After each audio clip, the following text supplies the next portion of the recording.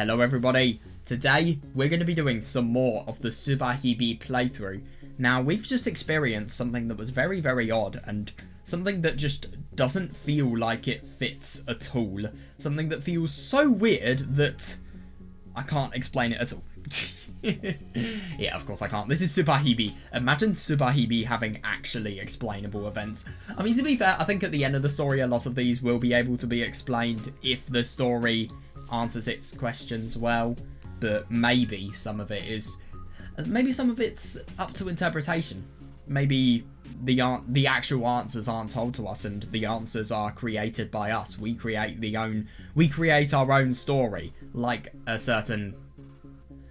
Oh, I don't know. I was about to say what the visual novel was. I'll give you a hint. It's a visual novel I've read on this channel. It's a mystery visual novel, but if I say what it is, then that will give a spoiler to it. So, yeah. So, if you know, you know. But anyway, I really do wonder how everything's going to be explained today and what in general is going to happen. What's also really weird is the fact that Kimika wants to kill Nishimura, I think, because obviously she was really enthusiastic about getting... And I did reason it out yesterday. I mean, it could have easily been possible for Kimika to get the knife and stab him. Or maybe she could have just had another knife she hid in her pocket and didn't tell Takuji about. There were a lot of weird things that are going on though. And I do wonder just why is she making so much of a point to Takuji to get Kimika back to... Sorry, to get Nishimura back to life. I mean, it's as if she's killed Nishimura, but then she suddenly wants him to be alive again. And also, what the fuck is this weird phenomena about Kiyokawa growing bigger and... Well, Kiyokawa going smaller, and then her growing bigger, and then her growing smaller again. Wait, no.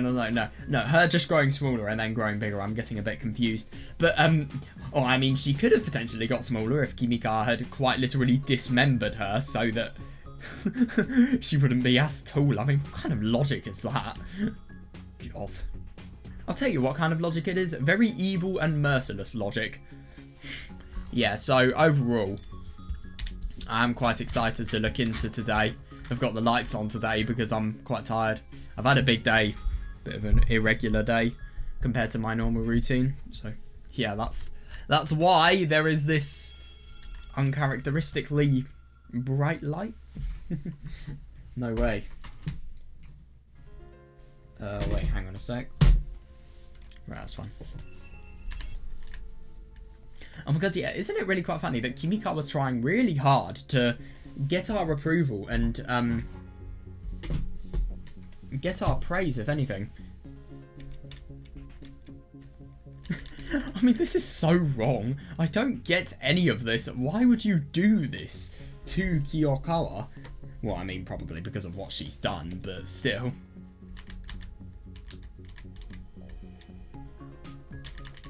Let's just reread everything that's happened to Kiyokawa.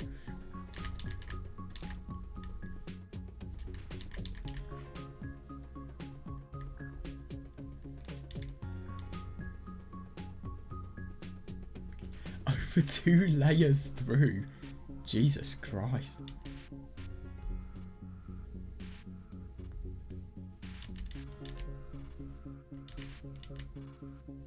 I was mumble. I hate these word plays. Wait.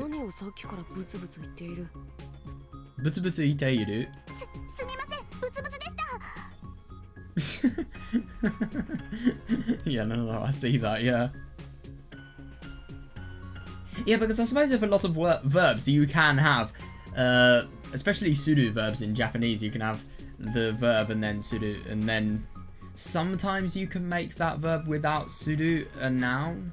I don't know, I suppose a good example, kaimono suru, to do shopping. Because you could just say kaimono, I mean it quite literally means things to buy.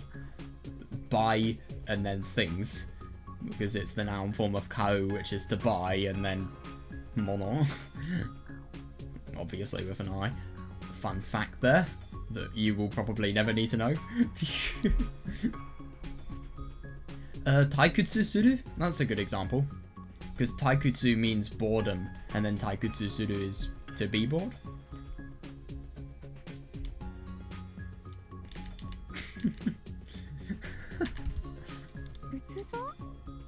Oh my god, that's hilarious. I think it's hilarious just looking at all of these puns.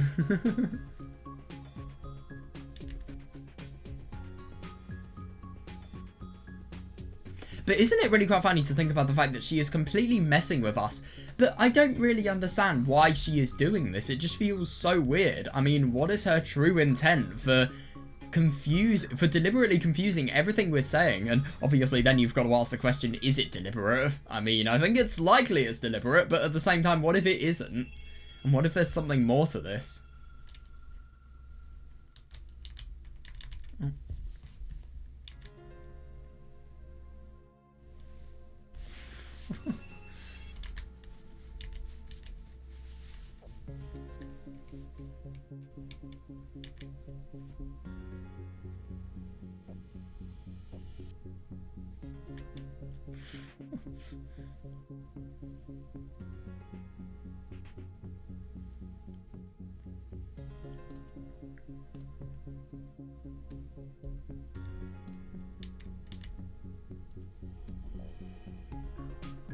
That's actually really quite interesting. I do wonder if this has any relation to Ryuru by any chance.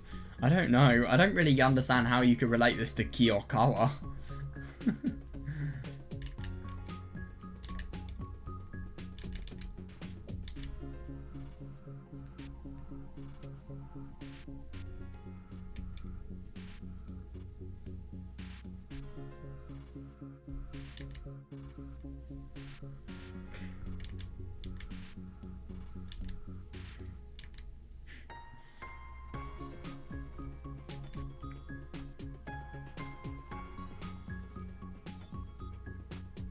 That means we have to carve it in. Carve what in?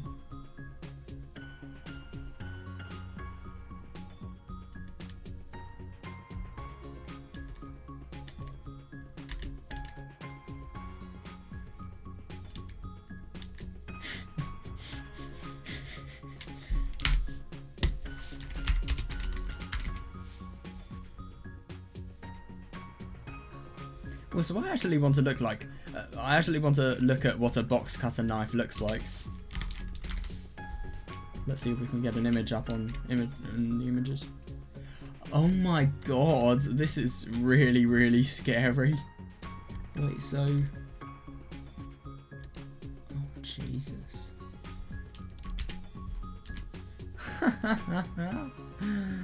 Oh my god. Wait, so, sorry, my internet's being a little bit late. It's a bit of a high latency internet at the moment because obviously I'm uploading a video, so internet speeds are horrible. Right, box cutter knife, let's see what we can find. Oh my fucking god, this is evil. This is genuinely evil. Look at this. God. Yeah, that's brutal. Fucking hell. Very, very barbaric. Isn't it really quite funny to think about the fact that Kimika is not only very destructive, but also she has a real lack of respect for her teacher. You would have thought that maybe there's a bit... Well, not her teacher, actually. She's in Zakudo's class. But, I suppose... Well, she has a lack of respect for other human beings, really. I mean, who wants to think, wow, somebody's really big, let's just put them through an unimaginable amount of pain? But then again, this is what happens when people are at the top. They can do anything they want. Because, I mean, they are so much, they're so above everybody else in this cult that nobody's going to care. And they're too scared to call the police as well.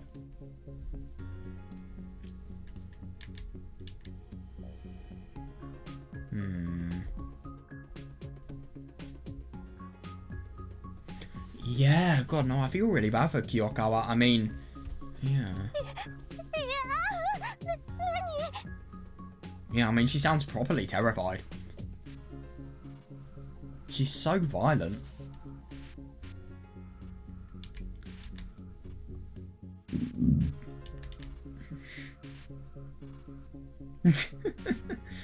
So she's basically a giant who's maybe 2 meters tall. But at the same time, I mean, Kimika feels as if shortening Kiyokawa by dismembering her with a sword is then going to make her small enough to fit into people's mouths.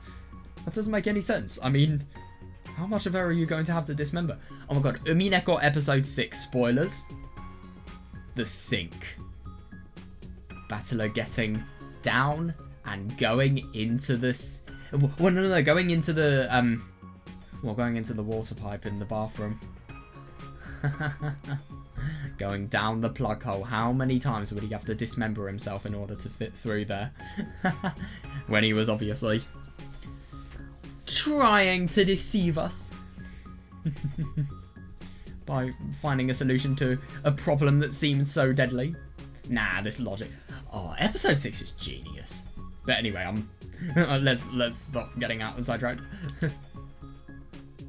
I love episode 6 so much so. I can't wait to reread Umineko for the manga. I probably will do it sometime soon.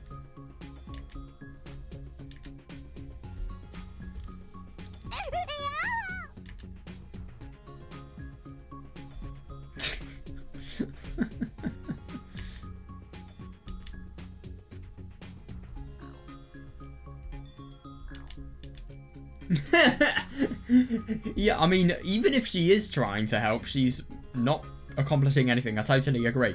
But the only thing is, I mean, why is she trying to help? Why is Kiyokawa being so small going to be something that will help them?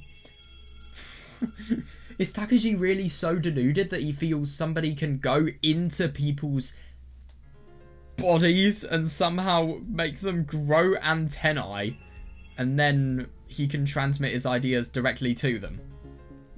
How deluded and out of contact with reality are you?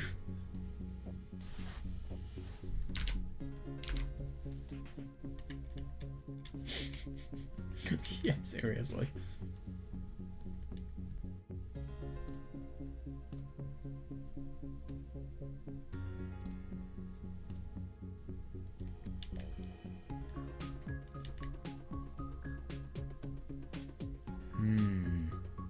Well, at least she's getting her grazing points up.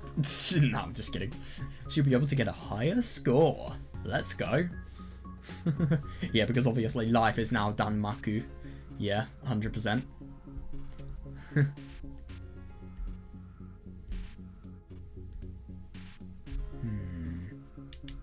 God, it's awful. I mean, she's being insane. She's totally naked and she's really, really tall. She's somehow grown impossibly. But the only thing is, I mean, Kimika is just exerting maximum cruelty on her. Why? What did she do to deserve that? I really just asked this question. To be fair, she does deserve the cruelty. But at the same time, violence just leads to violence. What is the point of the violence if it just leads to additional violence? Like, I mean, obviously... I mean, I suppose... Well, no. I mean, Kiyokawa's act was very violent morally. This is more violent, I suppose, physically. But then again, you could think... No. You could totally think of Kiyokawa's act as physically violent. No, actually, it is. Violence physically doesn't necessarily have to be somebody hurting somebody via, I don't know, cuts or bruises or any injury, really. It could definitely be sexually as well. Yeah, but she's violent, and then Kimika's violence is just creating more violence, and it's not solving anything, like Takuji said. And isn't it weird to think about the fact that Kiyokawa's suddenly faster? I don't know why that is. That idea of willpower, maybe there's an idea that's correlated to that. Maybe Kiyokawa has lots of willpower, so as a result of that she can run fast and she can... Well, no. I mean, to be fair, when she did all of her unspeakable acts, she was doing it for a really, really strong belief of the fact that the world was going to change and she was going to be able to live happily then. And obviously she was going to be safe. So maybe it's that strong belief acting. For hours, Jesus Christ.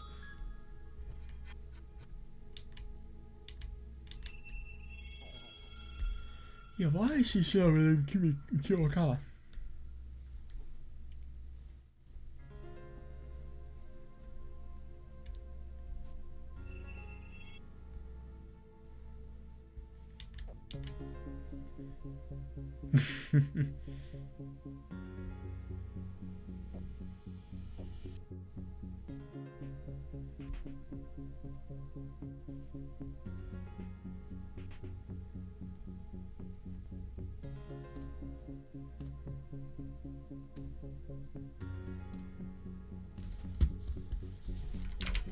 What is an estrema ratio?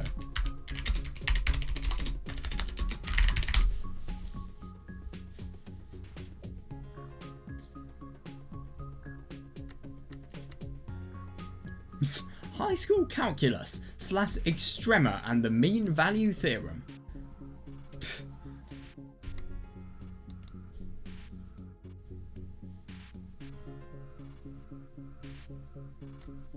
Oh.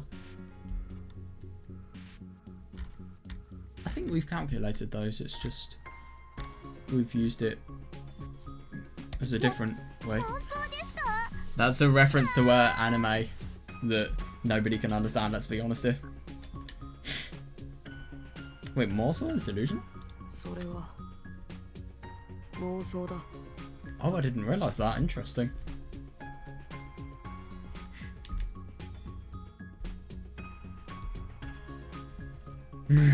Oh, wait, no, hang on a second. I forgot that's the knife. Yeah.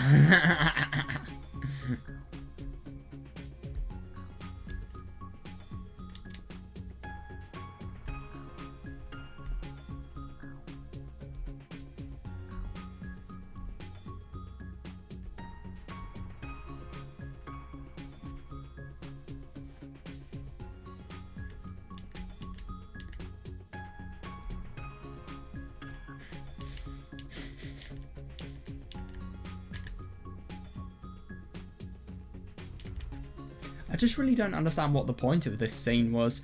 I mean, it's as if Kimika, what she's doing is totally messing with everybody.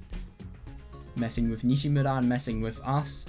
I just don't understand how the sizes of these people have increased though. What is going on? I mean, it's obviously something that's out of Takuji's knowledge. And isn't it interesting that the flow of the day has been completely corrupted ever since we saw God? Whatever the fuck that being was at the top of the rooftop, at the top of the sky, well, at the top of the world where the blue of the sky is the most visible. The easiest place to give the world back to the sky somehow. Now then, I should give my sermon. It's the perfect time for it, now that the sun has set. Alright, I'll gather the people. Oh yeah, I like that, yeah. Yeah, so I suppose that totally will emphasise who has a genuine devotion to Takuji, because I suppose there's a difference between people who want to be here just because of the fact... By the way, can I just mention, why are people still here? Why haven't they left? Yeah, that's a bit odd.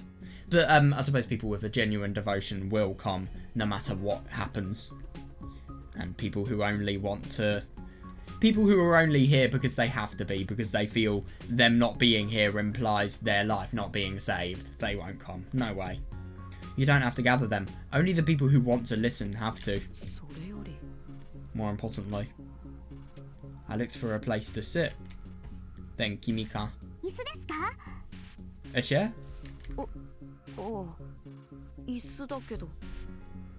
Yeah, I need a chair. Oh yeah.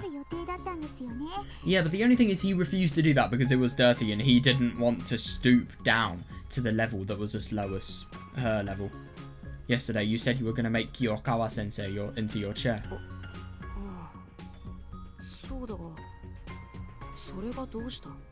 Yeah, I did, but what's of it? Yeah, why didn't you? Well, to be fair, I mean, I don't really think she is the correct definition of a slut because she's not been paid to do it, but yeah, I can see what you're saying. It's just like I said, she's too filthy for me to sit on. She's a filthy slut. God, you're so... I mean, I was about to say you're so degeneratively referring to her. Because to be fair, sometimes it's a little bit hard for me just to remember the severe extent of what she has done. She deserves every single thing of it. Hang on a second, what? A slut? You're talking about sex, right? I swear I've heard this before, what? Reasonable. Yeah, I am. I can't sit on someone who would do something like that. Oh, Jesus Christ. Right. Okay. I thought we'd stopped seeing this CG. Fucking hell. What's so fun about doing all that? Yeah, that all day long. Though I don't really feel like punishing every single one of them. Dude, this is sick. You forced them to do this. You made it so that they have no choice. And you're drugging them. Okay, then, Kimika, we really needed to know that. Just need to do something real quick.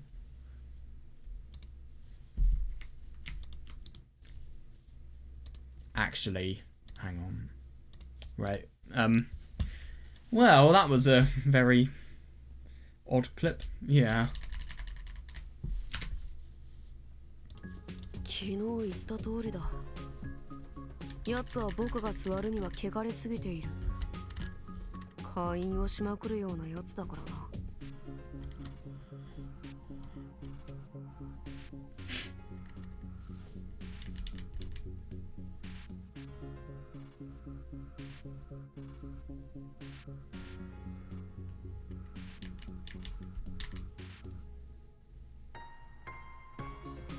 Interesting that Kimika has had a little bit of a personality change. Now she's not misinterpreting everything that Takuji's saying. Now she's obviously enthusiastic about having everything progress rather than going on to the same subjects. I don't understand why. I mean, everything changed after Takuji said that he wanted to do his sermon. So maybe she was just waiting to give... Maybe she was waiting for the right Takuji who wanted to do the sermon, but I don't understand why she would want to do that.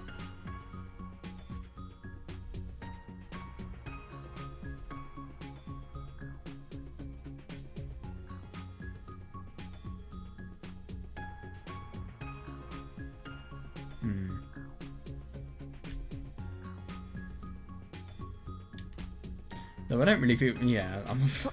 Huh? Yeah, fair enough.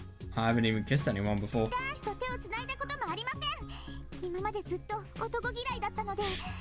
I love this. You're saying this to a man. I've never held hands with a man. I've hated men all my life. And?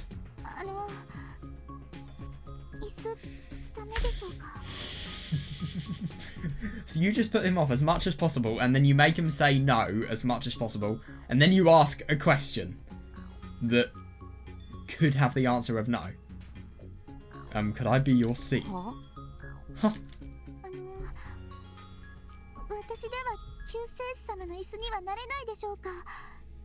Would you allow me to be your seat, my saviour?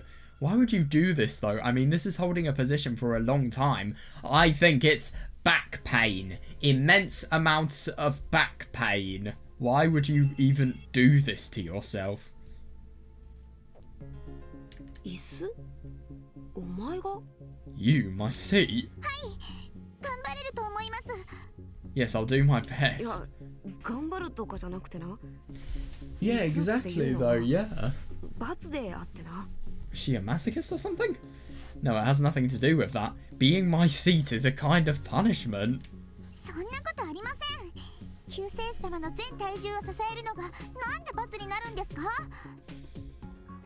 Not at all. How would it be a punishment to support the entire saviour? The saviour's entire body weight? Well, if you're not willfully doing it, sure. But what if you're willfully doing it and you're willingly accepting the struggles of something like that? I suppose it could be? It's so meaningless, though. You could just use a chair. It's not like there's no chair to exist. No, it would be use your common sense. Please consider it. I just find it interesting to think about the fact that she is trying her hardest to become so ridiculously close to us. I mean, let's be honest here. Something like this, it would be painful. It would be long. It would be long pain that you would have to endure for a really significant amount of time. But the only thing is she is still considering doing it, and also considering, you know, doing steps that would allow her to get closer to us. Why?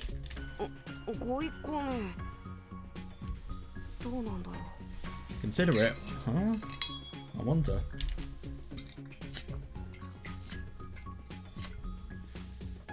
Why does she want to do that? She really is a strange one. Yeah, my words. Not my words, my thoughts entirely.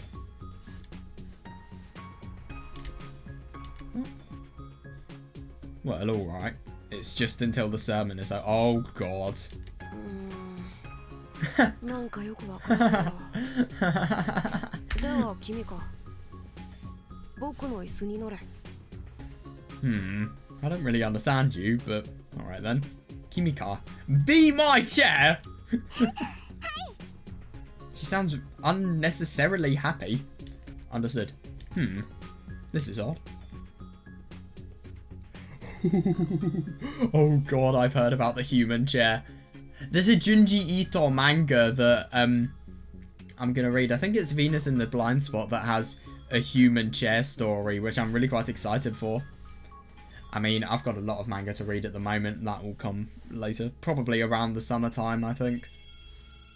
The human chair is supposed to be tragic, or it could be used to punish someone for their sins. Something like that. Yeah. When she gleefully chose to become a chair, it doesn't seem that bad at all. Yeah. Kimika, あれ知ってるか? 四天王. Kimika, do you know about the Big Four? いろいろありますよね。お笑い四天王とかアイドル四天王とか出ないゲームして。 Oh god.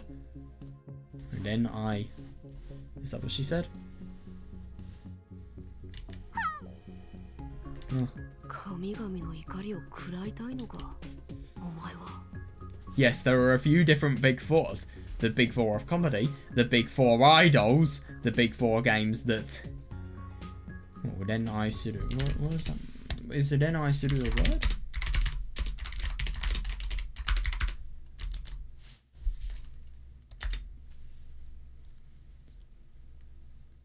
Come on. Oh, for fuck's sake. My audio's not here.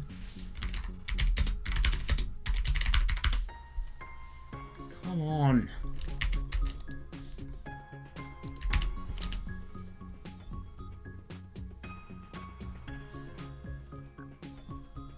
Oh yeah. Oh my god. Renai Suru actually means to fall in love. Yeah. Yeah, okay. Because I've heard of Renai before, but I didn't know if Renai Suru, it could mean maybe... Well, I mean, it could mean passion, it could mean love, it could mean to make love or to do love or something like that. But no, to fall in love. I heard it in Renai Kanjo. That's the first word I realised it existed in. That was definitely not when I learned the meaning of kanjo though, which means feeling.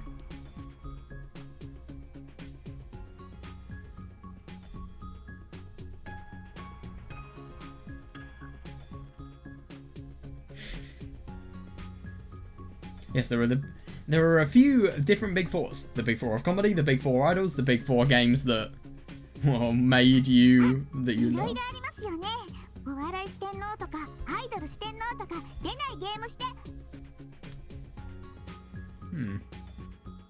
Do you want to incur the wrath of the gods? I'm sorry. 四方を守護する五方神の四天王だよ。その四天王像はだいたい邪気を踏みつけているだろう。 I'm talking about the four heavenly kings who watch over the cardinal directions. Oh my god, wait, what is a cardinal direction?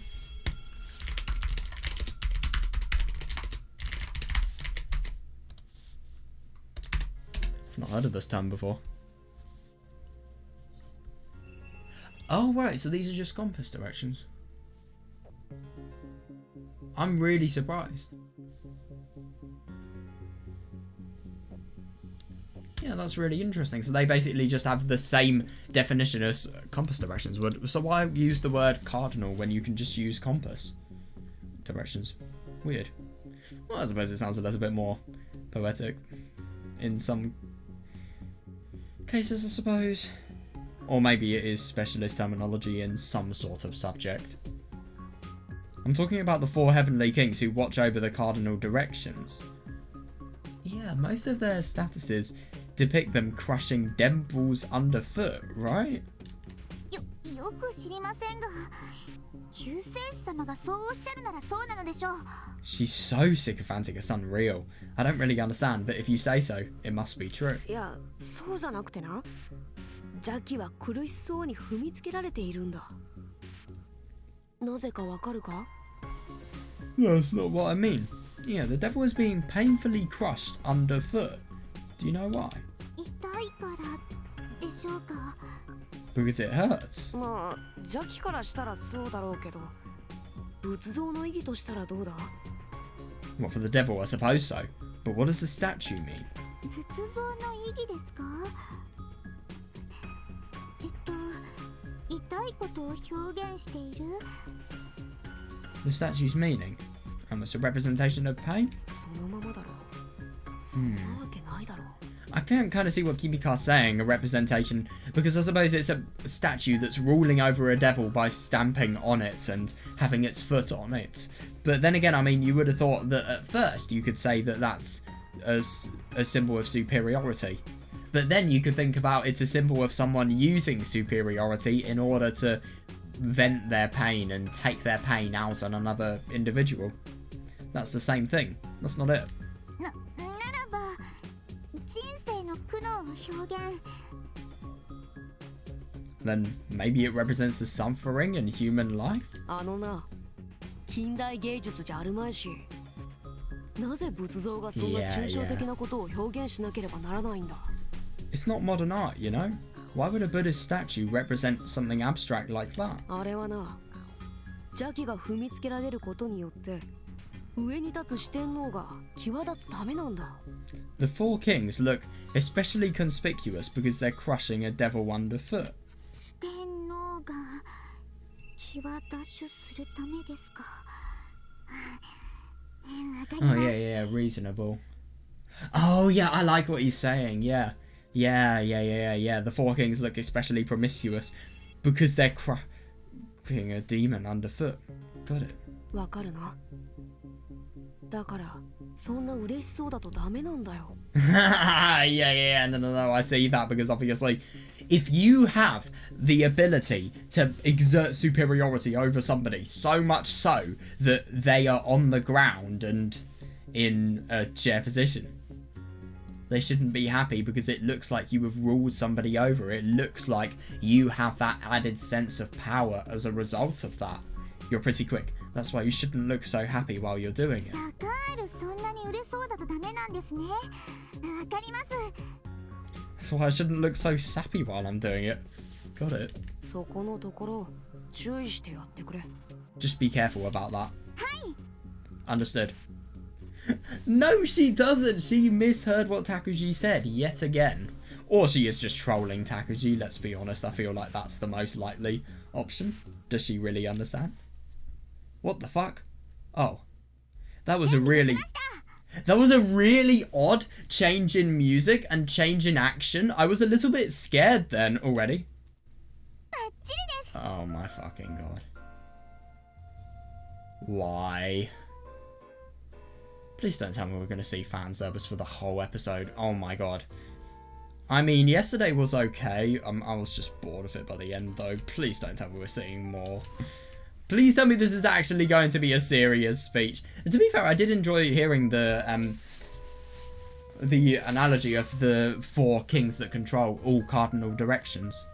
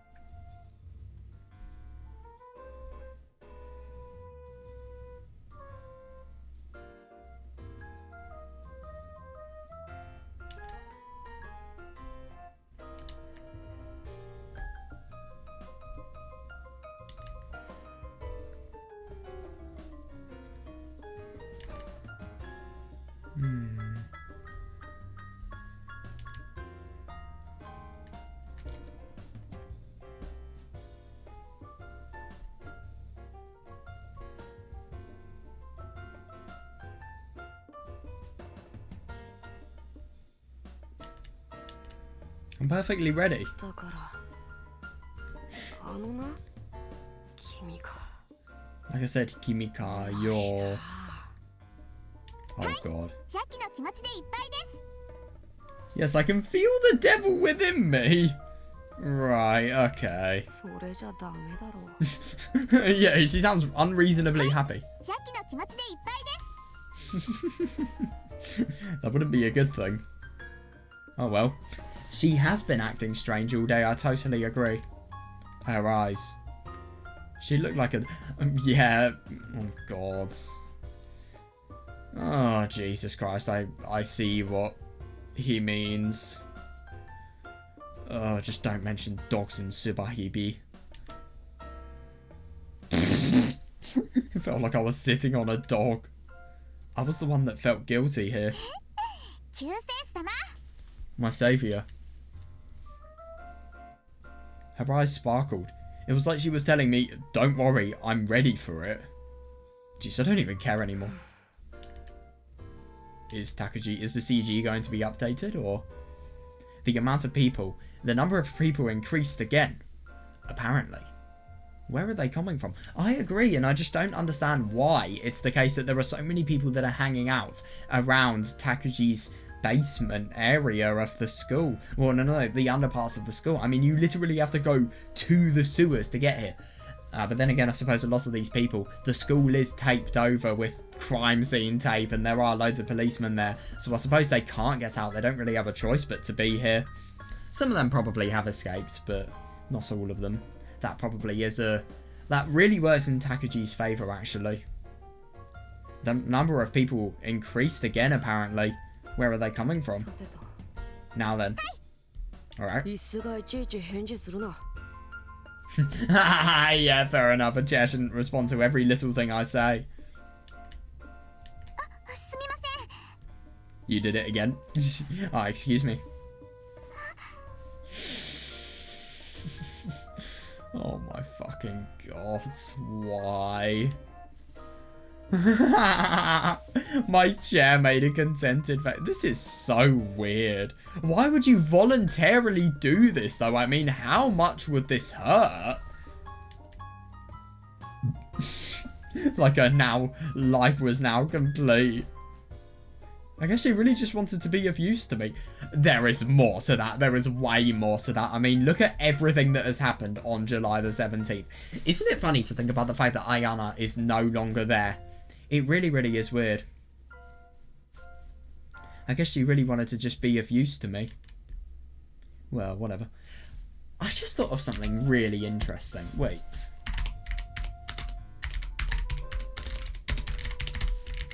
Isn't Nyarlathotep the god of nightmares or something like that?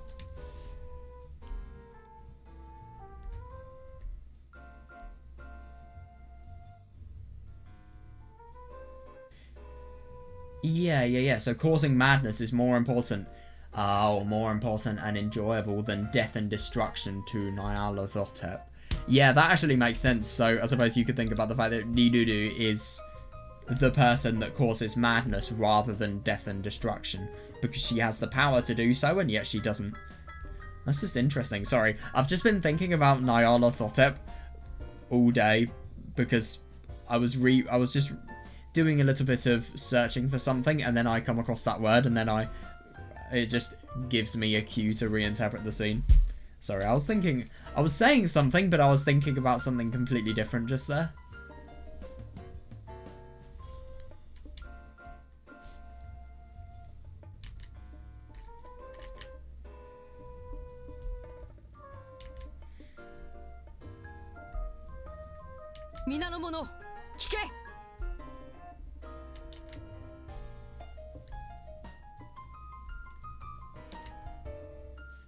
Everybody, listen to my words. Oh, Jesus. All of you, look at the tiny existence huddled in the corner. Oh, Jesus, you're going to be horrible, it seems. The tiny, quivering person huddled in the corner. 昨日まで我々に偉そうに洗脳教育をしていた聖職者と呼ばれる者の姿だ。Jesus, that is the form of one of the so-called pastors that until yesterday haughtily brainwashed us with education. God.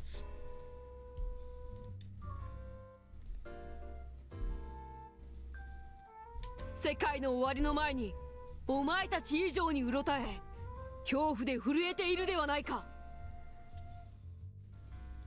As the end of the world approaches, she is even more perturbed, even more fearful than any of you.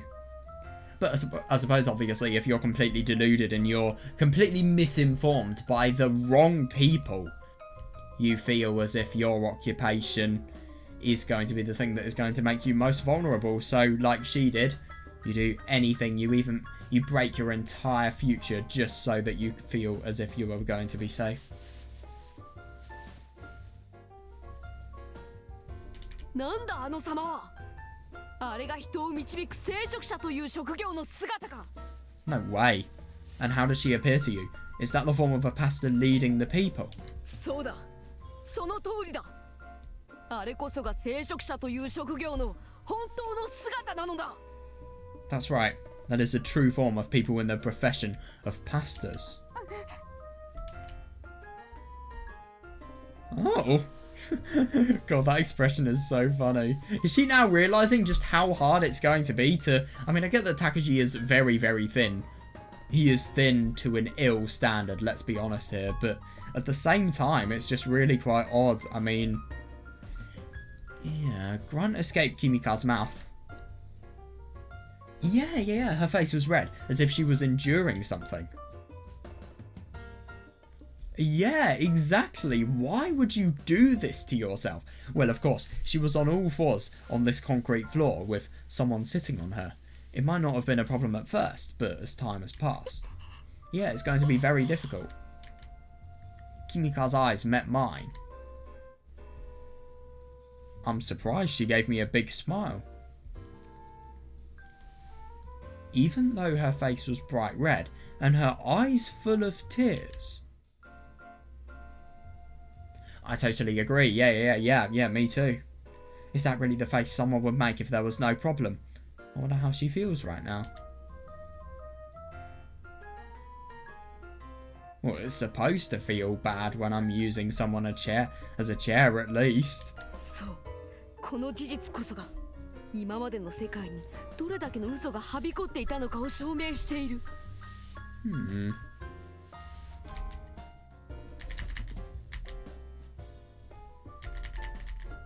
Yeah, isn't it interesting that you make it so that he's convincing people just by naming and shaming the people that have quote unquote, well, given the foundations for us to be enslaved to society.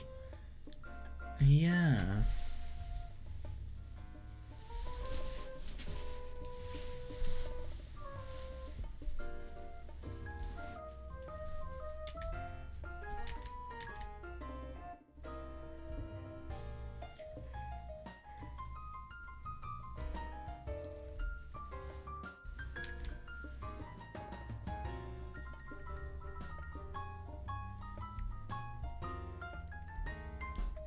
I think it's just so evil to think about the fact that he has no consideration. I mean, to be fair, somebody like her, she doesn't really deserve consideration after what she's done. But still, I mean, she is treated like somebody, well, like Takuji said yesterday, like an object, like a person who doesn't deserve human treatment. Well, she doesn't, but yeah. To be honest, what Takuji is doing is something that is very low, especially if it's someone who is traumatized, like Kyokawa is probably, just from not only the amount of abuse she's probably got from Kimika, but also just in general, maybe she's realized, well, like she was saying, the demon is the same as Takuji, the demon leading her on.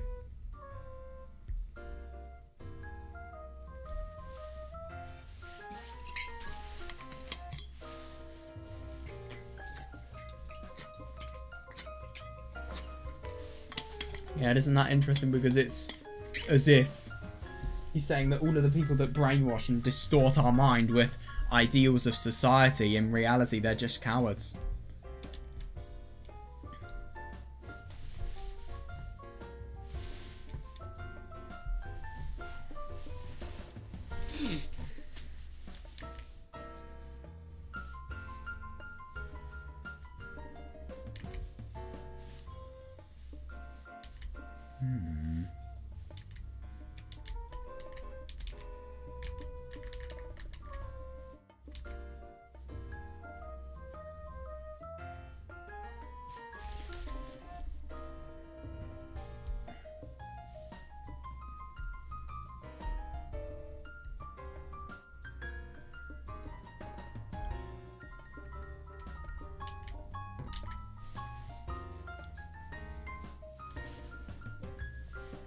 I just don't really understand why. Is this the amount of pain she was enduring just for Takuji?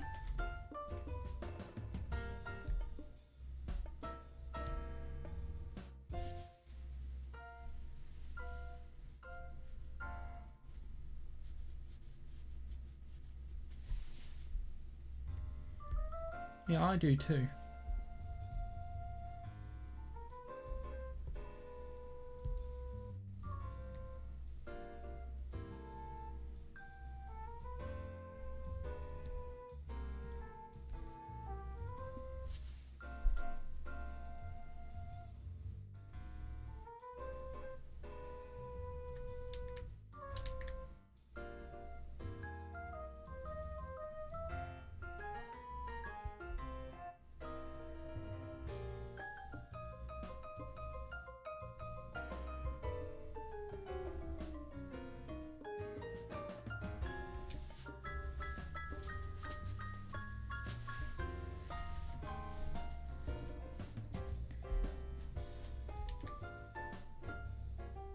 Yeah, isn't it really funny that Takuji just feels as if she deserves everything that she's getting because of how passionately she volunteered to do this. He doesn't care at all as a result of that. This revelation is proof of how many lies are running rampant in the world.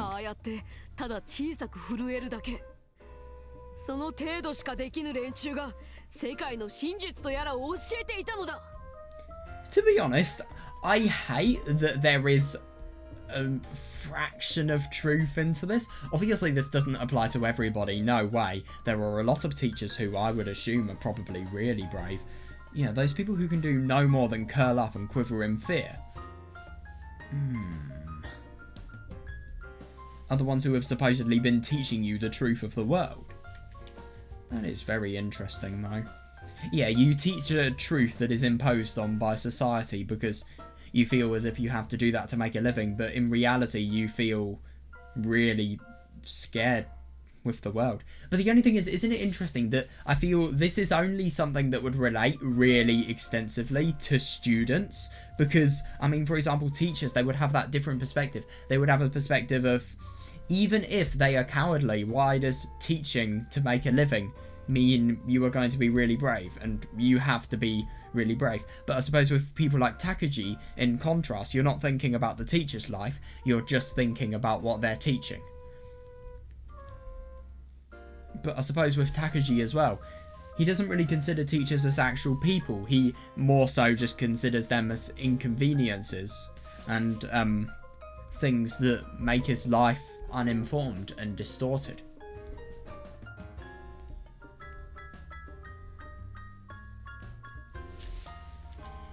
Yeah.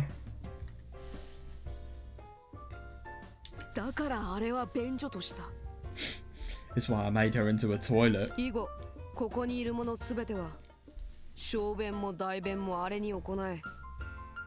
Fucking hell. Isn't that interesting? Takuji's realization of the fact that these people were so insanely morally deficient, if you like. He thought at first he was the saviour, he was the person who must help these people, who must make it so that these people have something to fight for, really. But the only thing is, now it's the case that he's totally reversed all of the logic that he had initially, and that's just a really quite surprising change to see. From now, everybody here must both urinate and defecate on that thing. Understood?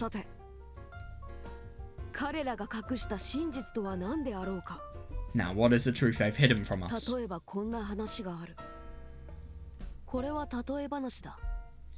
This story is an example. It's just a parable. A parable from ancient times? Wait, did he say tatoe banashi? Does that literally mean example story? Wait, I'm curious. Oh my god.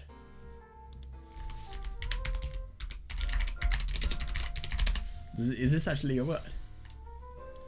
Oh, tatebayashi. Wait, no. Tatoe banashi, that's what I fucking searched.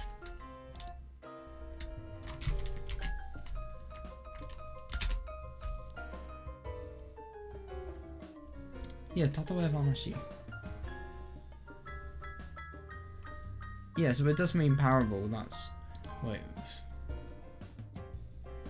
Oh, right, yeah, so allegory, fable, parable.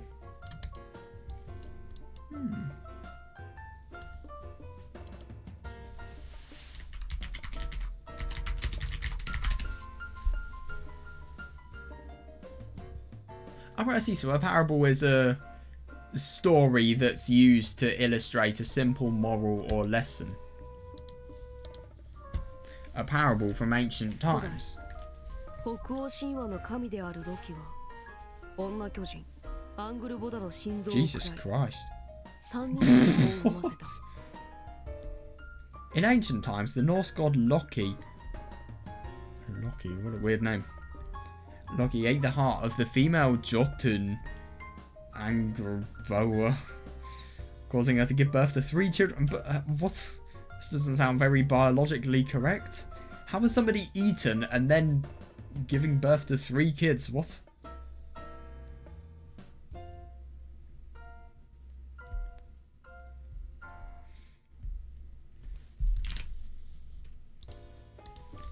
Is it me or Jotun? Oh, I don't know. It reminds me of Jotogu. Jotogu Mayumi from Toho 17, stage 5 and 6. She's stage 6 mid-boss, but you get what I mean. Really good theme as well. And obviously stage 5 theme is fucking amazing.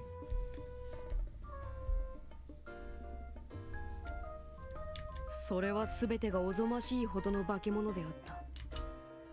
その一つは巨老フェンリル。 Oh yeah, I've heard of that. That's interesting. I mean, who hasn't heard about that from Harry Potter? Greyback.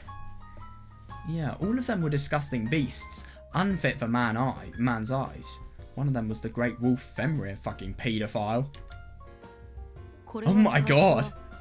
ただの狼であるように思えた。だから神々はこれを飼いならそうとした。 At first, Fenrir seemed to be nothing more than a normal wolf, so the gods decided to raise it as a pet. しかし、この狼は神々を食い殺すまでに成長した。小さな狼 Oh, I like this. I totally see how this could relate. 成長した。 Yeah, because what the teachers do is they teach the students in order to rise in society and obviously get the best career they could do. But the only thing is those people who rebel, teachers, I suppose, especially the ones that teach them how to... Well, teachers that teach people who can take things out of context. Of course, it is the case that they are going to be able to defeat them in their own game, really. Yet as time passed, Fenrir grew and grew. Soon he became mighty enough to devour even the gods who raised him. 神々は最初、 Yeah. この狼を霊人湖と呼ばれる鉄砂で縛り付けた。 The gods were afraid of Fenrir and bound him with a chain known as lading. だが、 Someone looks 巨大に pissed 育 off. ったフェンリルはそれを容易に噛みちぎった。 Yet the monstrous wolf tore through the chain as if it were nothing. 次に神々は Another chain. もっともっと強い力を持ち、すべての世界、この時代にあった旧世で最強と思われた鉄砂、 The gods ローンで bound これを縛り上げた。 The gods bound Fenrir with an even more powerful chain. The most powerful chain in all of the new Hamar. Draw me. だが、 Oh my god. さらに巨大化したフェンリルはそれも難なく噛みちぎった。 But even Dromi would prove no match for Fenrir, who grew only greater and greater. 神々は恐怖した。神が作り上げた鋼鉄を難なくそれは引きちぎったのだから。 The gods were awestruck, terrified by Fenrir's seemingly and endless power. 神々はとうとう Wow. 最後の戒め、グレイプニルを作り上げた。 In their terror, the gods had the dwarves construct a Gleipnir, a train that would be a train. I really just said that. A chain that would be impossible to break. グレイプニルはすでに鋼鉄ではなかった。これはむさぼり食うものという意味。世界にあった6つの概念を持って作られた絶対に解けない封印。 So it's more a metaphorical seal rather than a physical one, I'd assume.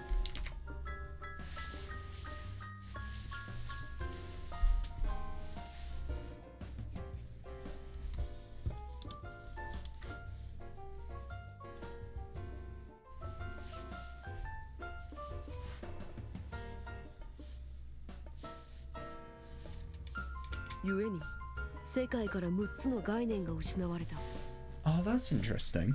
And thus these 6 concepts were lost from the world. フェンリルとは何か。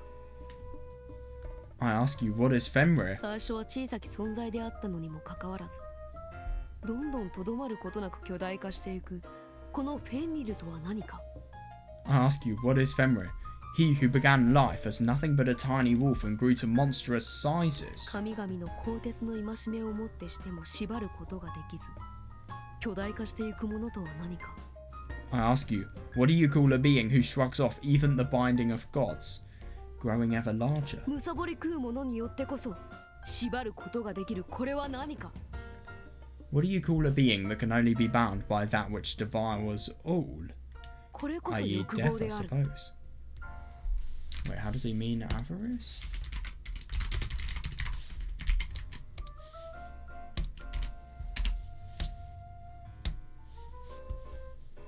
Oh. Yeah, extreme greed for wealth or material gain. This is avarice. 欲望の正体こそフェンリルなのだ。 I see that, yeah, Fenrir is the true form of avarice. どんどん巨大化していく欲望を縛り付けるもの。それはそれすらも食い尽くす無限の速度のグレープニルのみ。 And the only thing that can restrain avarice is Gleipnir, that which devours even グレ greed. ープニルは欲望を食い尽くす。フェンリルが巨大化した先からその手足を食い尽くす。それはフェンリルもグレープニルも世界に That's 散ら really ばる。 interesting. Gleipnir devoured avarice as it grew.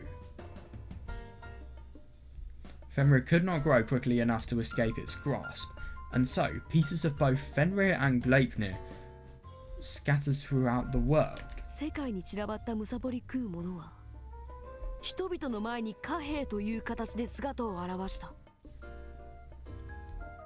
Oh, I like that, yeah, and so Gleipnir, that which devours all, showed itself to people in the form of currency. 鋼鉄ではないグレープニルは金や銀、宝石に変わったのだ。 Gleipnir, which was never metal to begin with, transformed into gold, silver, and jewels. すべてをむさぼり食うものの正体、グレープニルの正体とは貨幣だ。 Totally フェ reasonable, ンリル yeah. とはそれによって縛り付けられている人の悪なき欲求だ。 I really like this because it makes sense. It's such a metaphorical and nice concept in order to, well, like Takuji said, it is a P something. PA.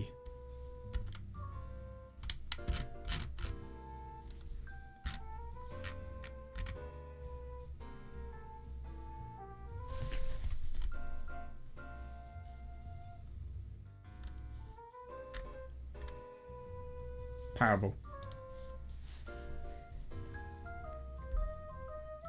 The parable's lessons are very clear.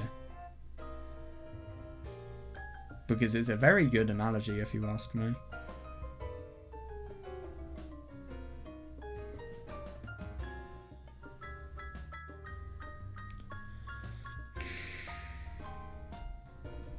フェンリルは貨幣によって食い尽くされてこそ縛り付けることができる。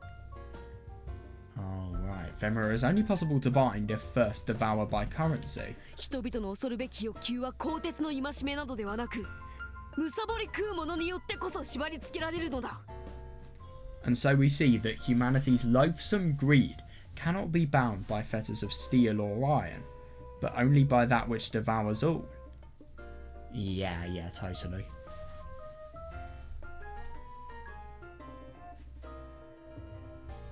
さて次だ。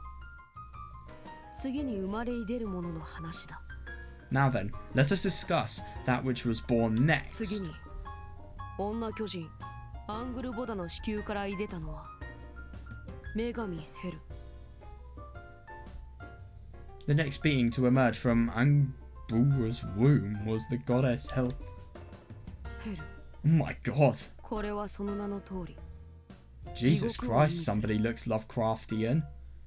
What an image. God. That really is quite something.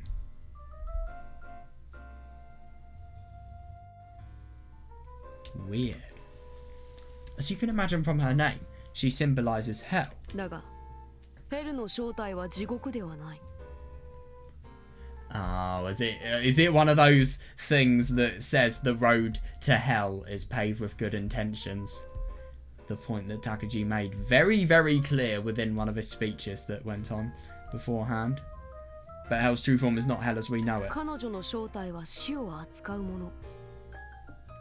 死を扱うとは何か。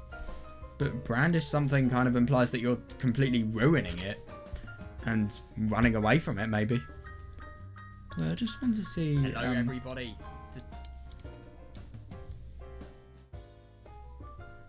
Oh yeah, of course, Takuji's speech where he goes on about the meaninglessness of life, but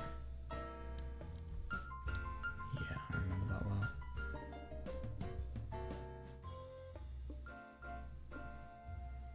Oh yeah, of course, yeah.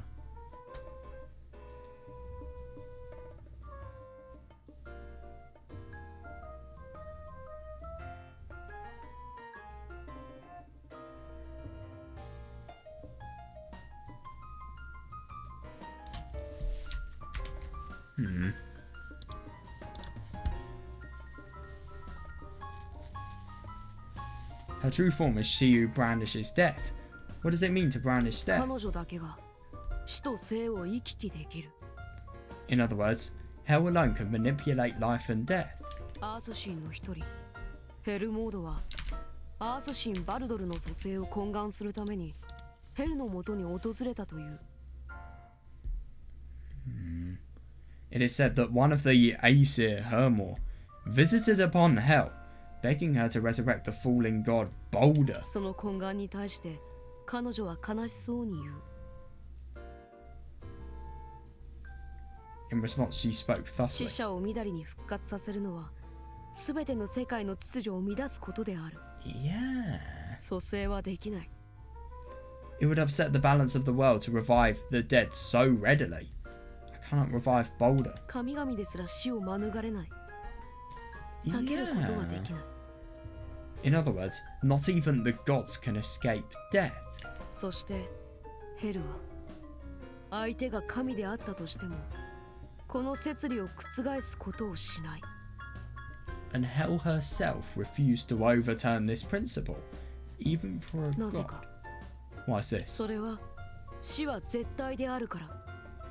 It's because death is absolute. 管理する彼女をもってしても死は完全なるものでなければならないからだ。 Reasonable, yeah. Death cannot be anything less than absolute, even from the perspective of the one who manages it.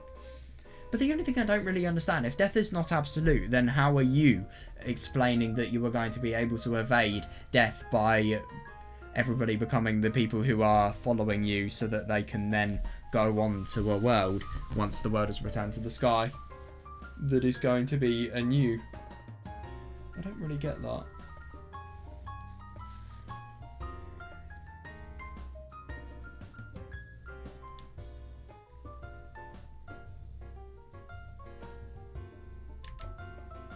Hel とは何か。 What? Why is she crying? Oh my god, she's really crying. Well then. Sorry, what then is hell? ヘルとは死そのものではない。 Hell is not death itself. 死とはヘルが扱うもの。ヘルが導くものでしかない。 Death is nothing more but that which hell brandishes, that which hell directs. Yeah, that makes ヘルとは sense. 何か。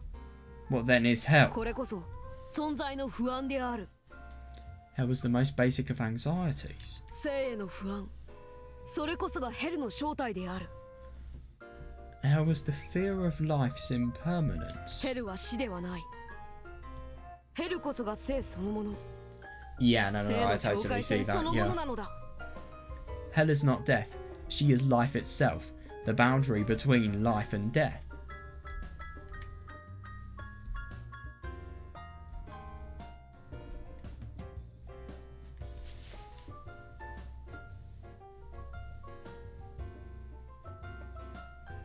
死とは、死を扱うとは、存在の不安を扱うことである。 Yeah, to brandish death means to manage that most basic of all ヘル anxieties. とは、死への恐怖心である。 Hell is our fear of death.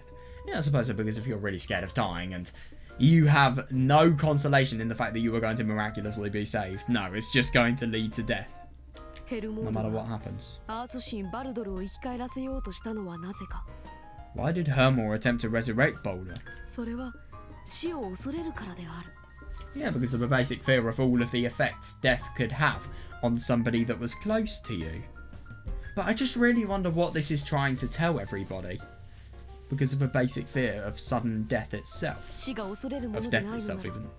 バルドルが生き返る意味などない。 Yeah, I suppose. If death itself were not something to be feared, there would be no meaning in resurrecting Boulder. それは虎が空を飛ぶ必要がないように、ネズミが水中で呼吸する必要がないように、 Much 人 like a が死 tiger. を扱うことができぬように。 Yeah, much like a tiger has no need to fly, or a mouse has no need to breathe underwater. God, I couldn't imagine that. Water mice. Jesus. Much like humans cannot control death itself. 死をことさら避ける必要などない。 There is no reason to treat death as a taboo. 死は受け入れるべきなのである。 Yeah, I see that. Yeah, we must learn to accept death. ヘルとは恐怖。ヘルとは不安。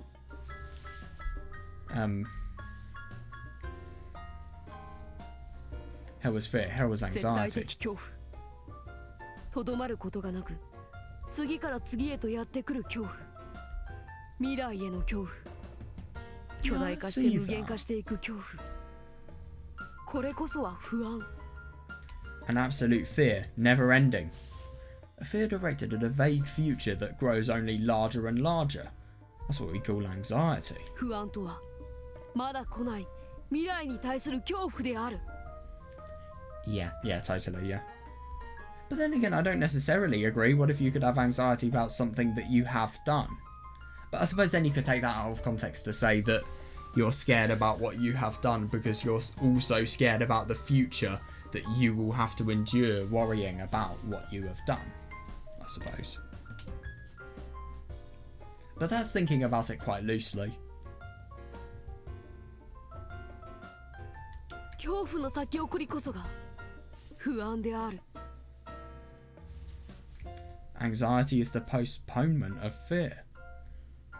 それは欲望に似ている。 that. ヘルはフェンリルに似ている。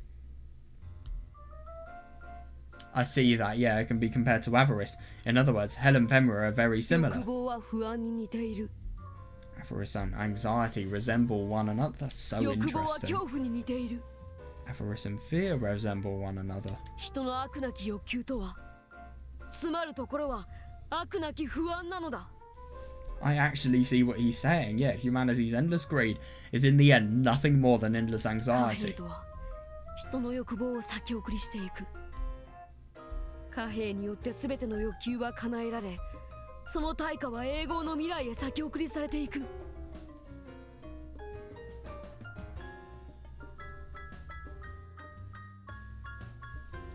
Currency allows humanity to postpone their avarice. By fulfilling their immediate greed, they postpone its compensation indefinitely.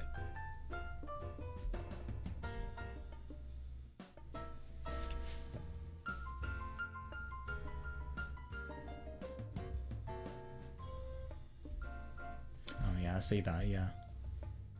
貨幣とは今ある欲求を先送りし続けるグレイプニル。だから貨幣には終わりがない。 Currency is Gleipnir endlessly postponing an immediate greed. Yeah, thus currency will never come to an end. それと恐怖、 There, yeah. いつまでも続く恐怖、 It's the 不 same 安 as は同じだ。 endless fear and the same as endless ヘルとは anxiety. 不安、いつまでも続く恐怖の連鎖、未来に先送られた恐怖、死、それこそヘルの正体なのだ。 Hell's true form is anxiety, an endless chain of fear, an endlessly postponed fear. た Death. だ違う一点、 There is but one difference between Hell and Fenrir. フェンリルはグレープニルによって縛り付けられたが、ヘルはそのままナグルファルの戦場で我々を見つめている。見つめているのだ。 Fenrir is bound by the chain of Gleipnir, but Hell continues to gaze at us from atop the deck of Naglfar. Yes, she continues to gaze at us. 死への恐怖はそのまま放置されているのだ。 Yeah, our fear of death is being left to roam free. 最後の話だ。 Now just one remains. 最後はウロボロス、無限の話。 I will now discuss the Ouroboros, that which is endless. 最後にアングルボダの子宮から生まれ落ちたのは強者、ヨルムンガンド。 Right, okay, we're back. So, yeah, let's see. Firstly, I think, because obviously I'm on a different day now, we're one day further than we were last time I was reading this. Just last time I was reading any of Takuji's analogies. So I just want to give a little bit of a reread, and I want to really take in just how interesting what Takuji's actually saying is.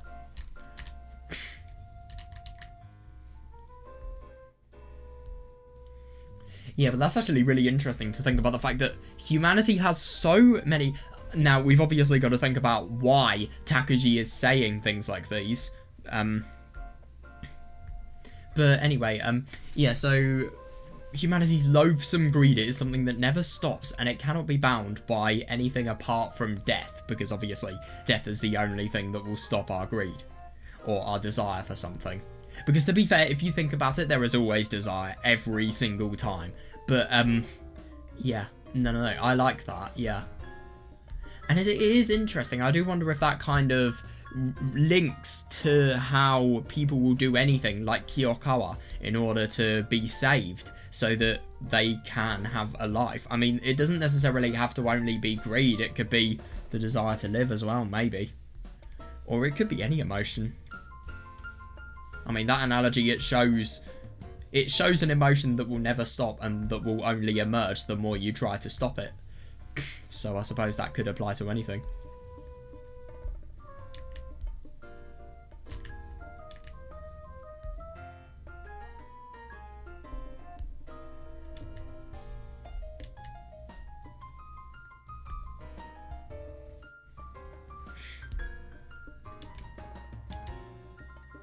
Yeah, but it is interesting. Having the power to manipulate life and death by itself is hell.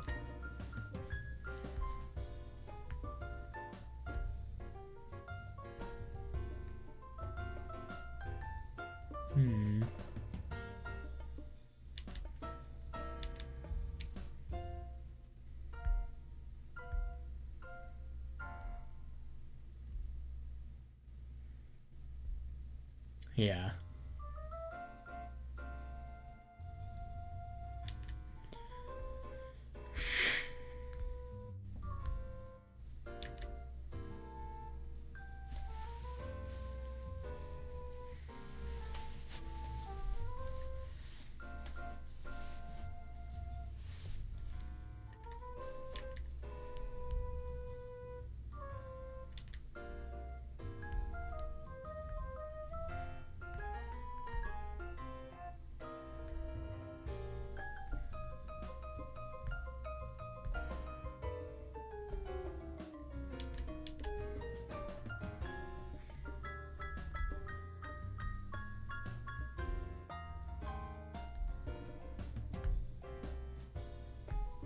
Yeah, reasonable.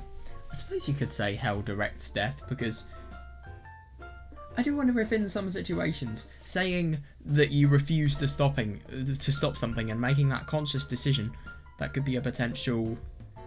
Well, I suppose you are influencing the fate and obviously what's going to come next and the order of events of a certain situation, so I suppose you could loosely say that you're guiding it. It's a bit of an odd way of thinking of it, but yeah, I can see that.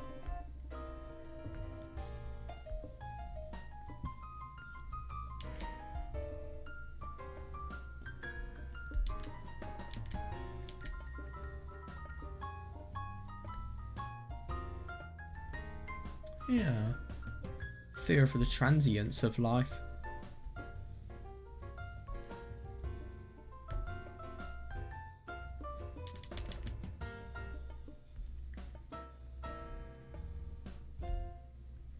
Yeah, but no, I kind of see that. Hell doesn't brandish death, and she doesn't feel as if it's a good idea to completely remodel what the meaning of life is, because of the fact that they think that death is absolute. So what happens is, yeah, I suppose, I mean, they are anxiety, because if you make the conscious decision to allow death in this world and not make it so that people can escape what's absolute, I suppose it's the case that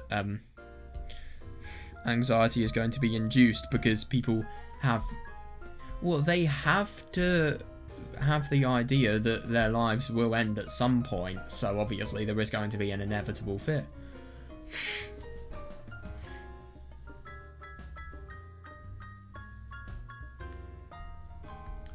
Yeah. But I suppose to brandish death means kind of... No, that's a bit contradictory. You don't let the resurrection of people... Oh, no, I think I get it. Your life, if you don't let the people who have died resurrect because of the fact that somebody who has died, who is then resurrected, it's just wrong. It's a discontinuity. So I suppose by not allowing those things that should never exist because of the fact that death is absolute, you're only a being of life.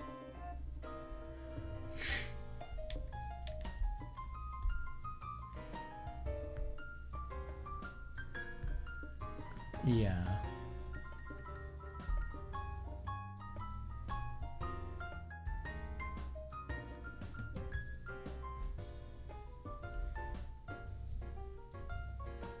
Yeah, but I do see that.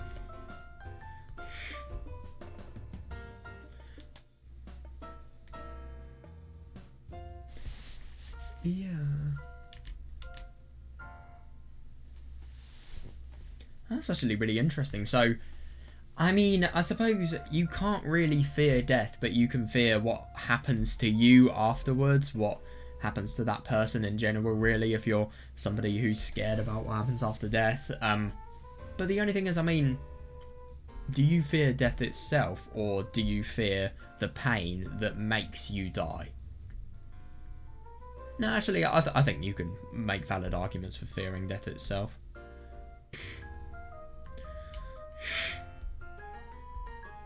Yeah, I suppose if death was something that was normal, then why would there be any point in resurrecting somebody if it was such a normal thing that had happened?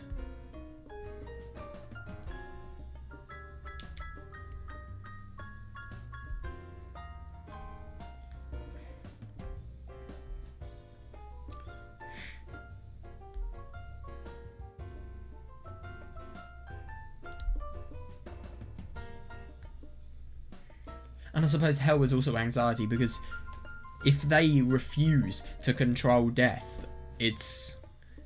Well, you've got to learn to accept it, like Takuji says, and you've got to live your life to the fullest so that if it does come, it's not as if you've missed out on something.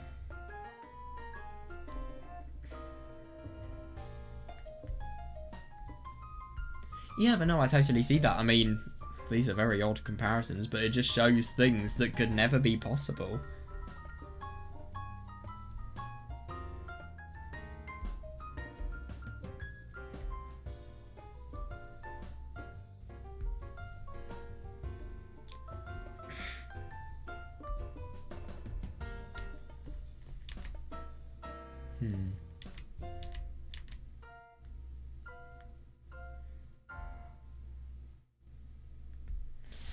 Yeah, but no, I like this. Yeah, a vague and uncertain future as well will cause anxiety, and especially a future where you don't have any confidence in yourself.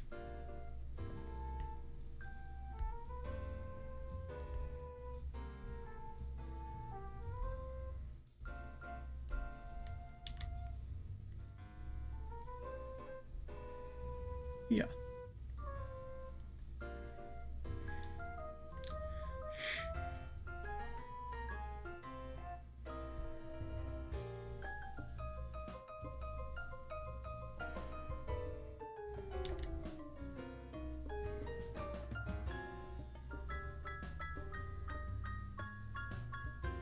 Yeah, this is actually really quite unusual. So, I mean, postponement of fear. It's really unusual, this. Because, I mean, if it's fear directed at a future that is yet to come, you are feeling the fear at that present moment. But I suppose why are you postponing it? Because I suppose if you have anxiety-related habits, once that future that is yet to come has been and gone, you're going to have fear that's going to lead to the next part of the future. So I suppose it's a postponement of fear because you're always feeling it even after events that make you anxious have passed. I don't know, I mean, maybe in order for anxiety not to be the postponement of fear, you need to deal with your fear as soon as it's arrived, really. And it obviously can't control you whatsoever. Like a certain teacher and fucking pedo, God, named Kyokawa. I hate that I have to say that about her, but I do. It's just so cruel, everything that happened with Kyokawa. Her change is evil. It is nothing but evil.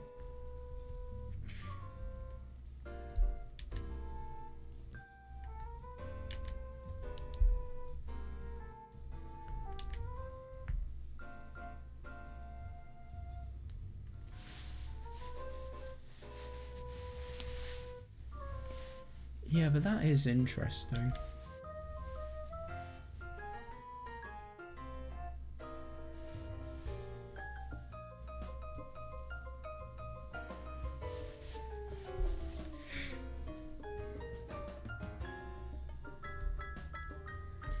Yeah, no, I do see that.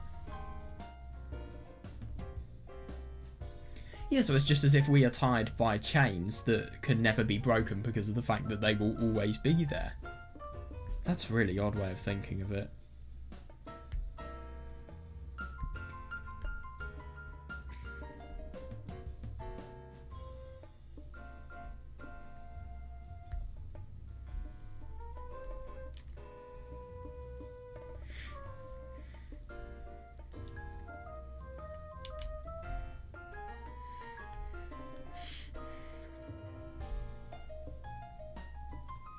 Yeah, because I suppose you fulfill your immediate fears by enduring the future that is yet to come. But then, that obviously means you will have fears about another thing. But I suppose because you've been so scared about a situation, you may have overcome your fears, but you are still going to have them. But the only thing is that's a really closed-minded mindset, really. There's no... Well, you're just always thinking about the fact that anxiety is going to completely cage you up and there is no escape from it. Obviously, it's inevitable in human life, but at the same time, I mean, it's not as if it's something that is going to completely control you unless you learn to beat it. But obviously, if you don't learn to beat it, of course it will control you. I can see that.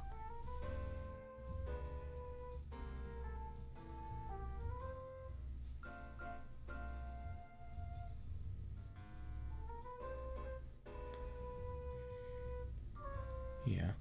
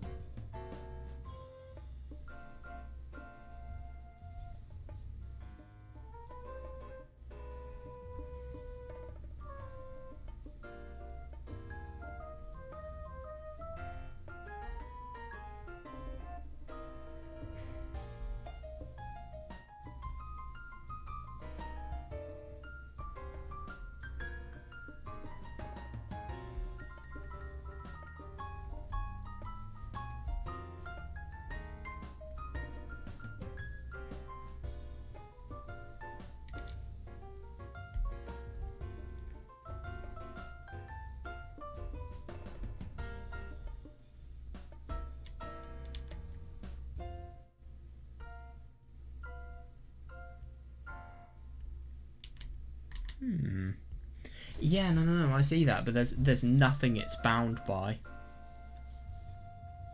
The only thing is, what is the difference between something being bound by nothing and free to roam anywhere it can, and something being bound by something that is impossible to break? That's what I don't really understand. Because aren't they the same thing, though? No, but I suppose if you're bound by the chain, that means you can't fully take over a person unless somebody has completely lost their sanity. So though the chain might be impossible to break, I suppose if somebody has lost their sanity, it kind of is as if that chain has been broken if you analyse it with human emotions.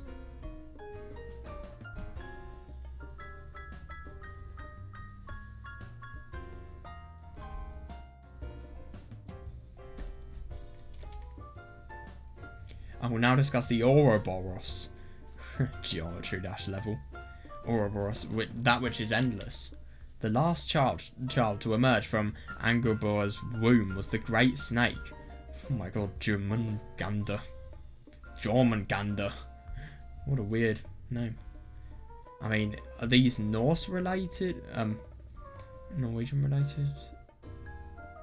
Legends? I swear I remember him saying these are Norse gods. Oh yeah, I remember that stuff about the Four Kings, yeah.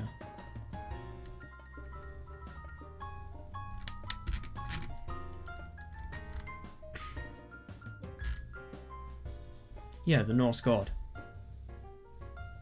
Yeah.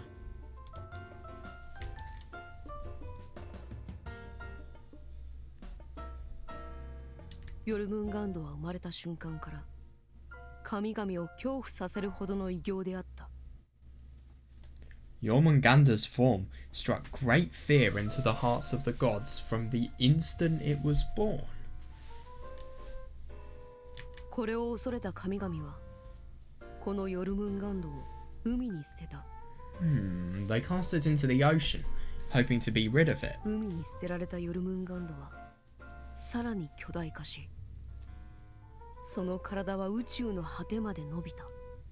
But Jormungandr would only grow larger, eventually growing to reach the end of the universe itself. But, well, that obviously implies they believe in an end of the universe, but also I wonder what's so scary about the fact that he's growing so large that he can even reach the end of the universe. I do wonder... 不思議なことに、宇宙の果てに達した王は、なぜかその反対方向のヨルムンガンドの顔の目の前にその姿を現した。And here something strange happened. Jormungandr's tail, which had reached the end of the universe, wrapped around to the other side.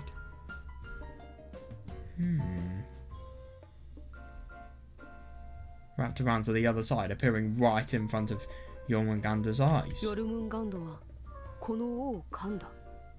And so Jormungandr bit its own tail. そしてその瞬間、最大なるものは無限となった。最大なる宇宙は無限の円の中に封印されたのだ。At the moment, the largest thing in existence became infinity. The universe itself was sealed inside the circle of infinity. 神々は、特に神々の中でも最強の雷の神は、何度となくこの巨者に挑んだ。だが、そのすべての結果、未来までもが相打ちで終わることが約束されている。The gods, especially Thor, attempted many times to defeat Jormungandr, but their efforts were in vain. Any attempt to defeat Jormungandr could never end in anything but mutual destruction. 神々の黄昏。Hang on a second. Firstly, why is there such action-packed music coming? But secondly, why is Kimika's eyes... Oh my god, is she that tired? The Twilight of the Gods. の例え話はそういう。Ancient mythology refers to it as such. ヨルムンガンドが目覚め、世界最後の日がやってくる。I wonder if this is just because of the fact that... Oh, that's interesting. One day Jormungandr should awaken, and this shall be the end of the world. I wonder if that has any relation to the end of the world predictions. Yeah, isn't it funny, Kimika's eyes? I think she is just totally... Look how much she is sweating. She's really finding it physically difficult to keep us up. She has amazing willpower, can I just mention?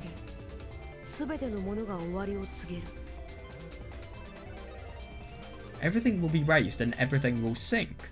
Everything will come to an end.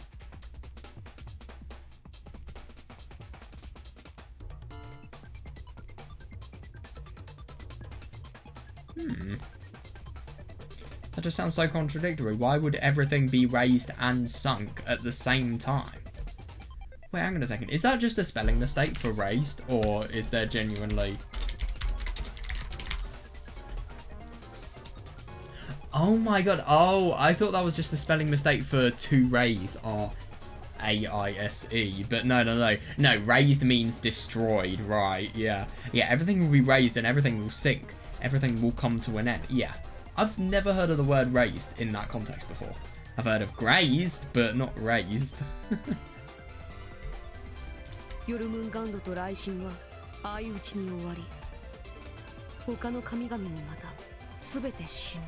Yeah, and that is interesting. I mean, Thor's trying so hard to get rid of this massive fucking snake that loops across the entire universe. But the only thing is, I mean, it's a bit difficult.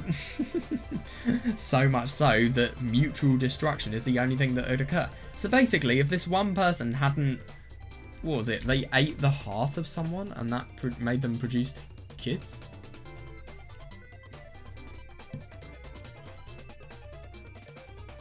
Where is it? Here we are. It should be somewhere here.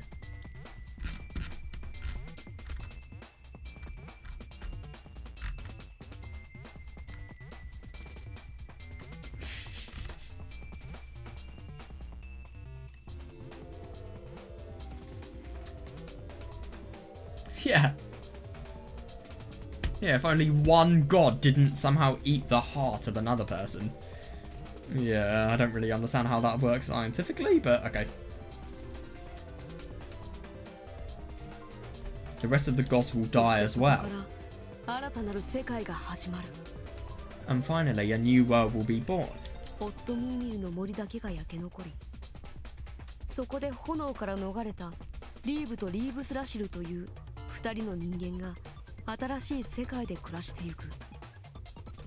The forest of Hod Mimis alone will survive, and there, two humans who survived the blaze, Lif and Lifthrazir, will forge a new world.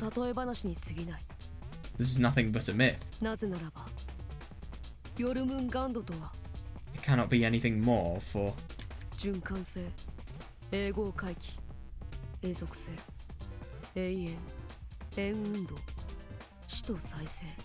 that's really, really weird.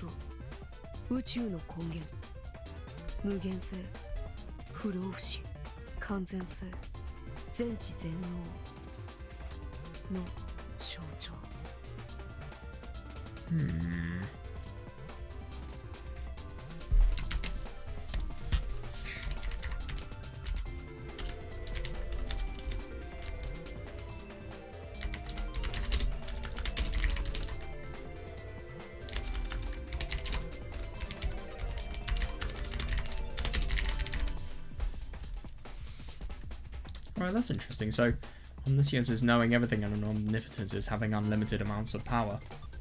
Right.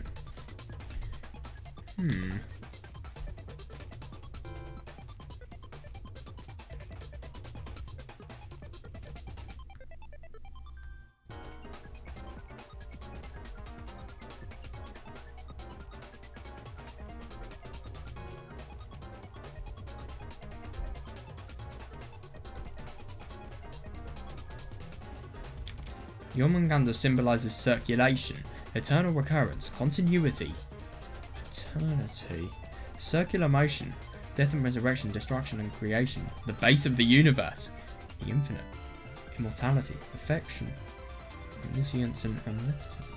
So basically everything that you could want, he symbolizes.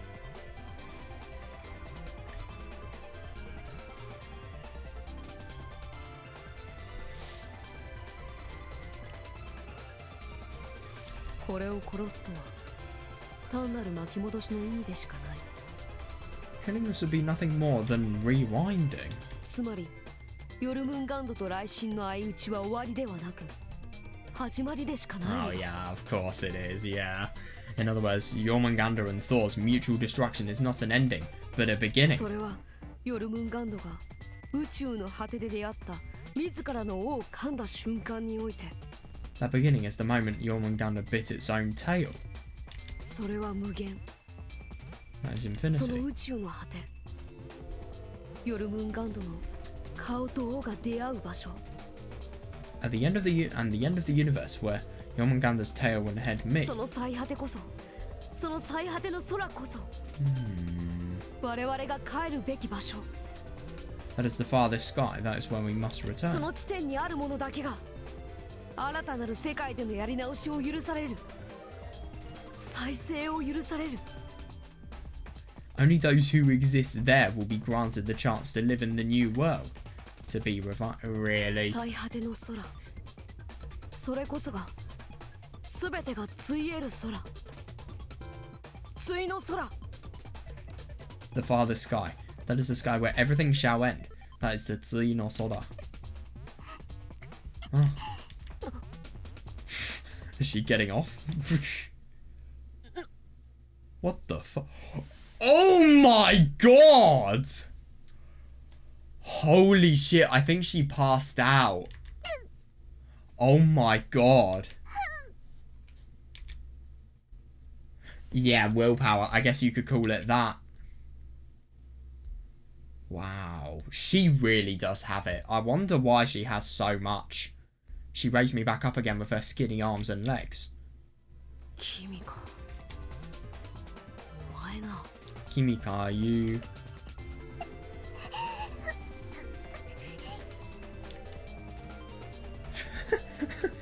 She shook her head back and forth in denial.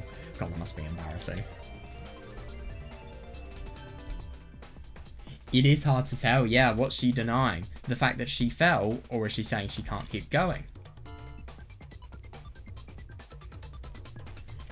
Oh my god, yeah, talk about willpower. Her skinny arms were already shaking violently, and her face wasn't just red, it was like a bright red fuck. God.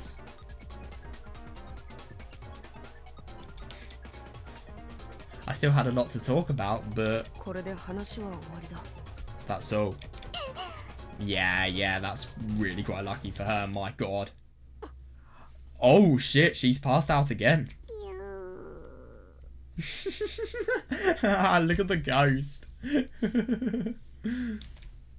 Did she faint? What's she doing? 各自1日に3度聖水を指先程度掛け合え。それとパンの代わりにエリクサーをほんの Oh 少 my しだけ舐めろ。 fucking god. それで空腹も渇きも感じないだろう。 This is insane. There is no elixir. Dude, that is a fucking drug. You're literally asking people to overdose on illegal drugs. That's insane. Everybody, 3 times daily, you should all sprinkle elixir on each other. And lick a little bit of elixir on your finger instead of eating. That way you won't be all hungry or thirsty. Oh yeah, and you'll starve to death soon. Good idea. なんだかな。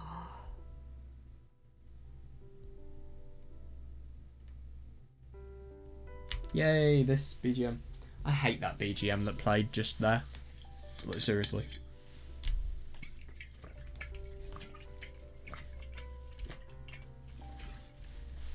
If I'm going to be honest, I think they chose the worst BGM they could for Takuji's speech just there.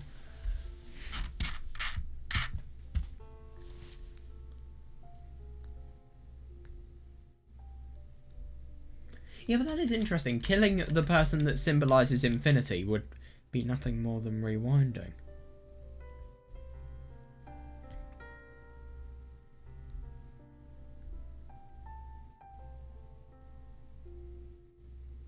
Oh, I suppose you're causing finite. You're causing the finite to then go back, really, because it's no longer infinite. If it does have a point, it ends. And obviously, if you slice this snake up, it wouldn't be infinite. There would be a point it ended. So I suppose you're unwinding from infinity to a finite nature. Mm-hmm.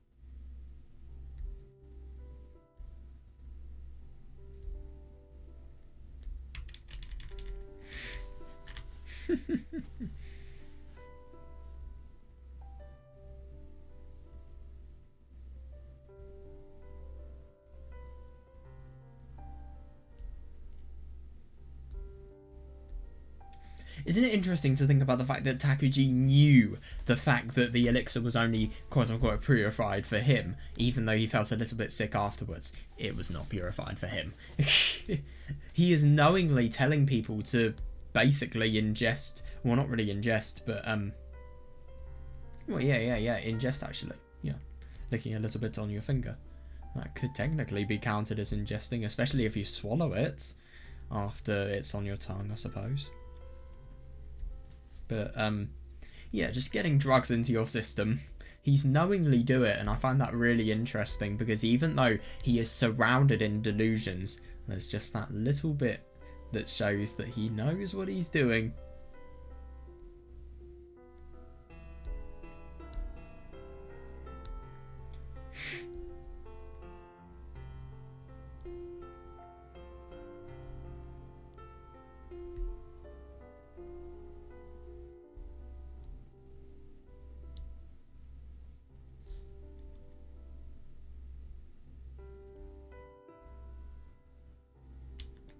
This is kind of... Kimika fainted right there. Well, it must have been really hard for her, but... Still, why is she trying so hard?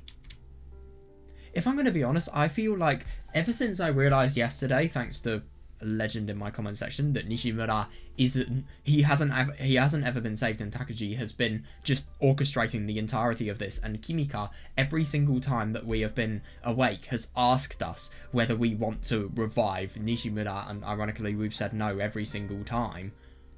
Yeah, it's just really, really interesting that. It's as if she's trying to expose us. Maybe there could be a very different motive to Kimika than we know. I understand why they rest of them. I understand why the rest of them have gathered here. I understand all too well. But I feel like she's here for a different reason. Couldn't agree more, yeah. Yeah, that too, yeah. The strange unease I felt when we first met. At first I didn't understand why I felt uneasy. Yeah, that's odd. Yeah, it was completely different from the unease I felt around Minakami Yuki, the Wakatsuki sisters, or Otonashi. She wasn't an alien metaphysical existence like them. She was much simpler. Interesting that Takuji feels as if because of the fact that Yuki has been given quote-unquote superior intelligence and she's above human beings for her intelligence, it's the case that she is either an alien or a metaphysical existence, just one that's unknown to him, even though he is a human being. And same for Yuki as well. I mean, I don't really understand why he's on this list.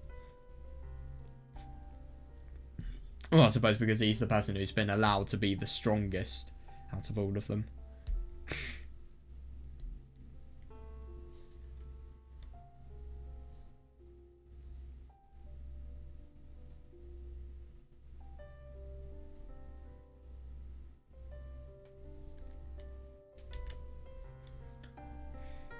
Yeah, she bullied Takashima, and then she came to me because she was afraid of the curse. But the only thing that I find so weird is before she had came to join Takuji, she was spreading rumours of the end of the world. She came because she didn't want to die, just like Akasaka Megu, Kitami Satoko, and the rest of them did. Yeah, but the only thing is, unlike Megu and Satoko, she's not been totally brainwashed.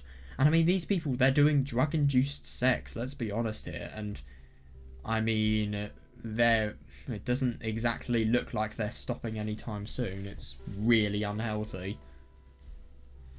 Well, their life expectancies are just going down the roof.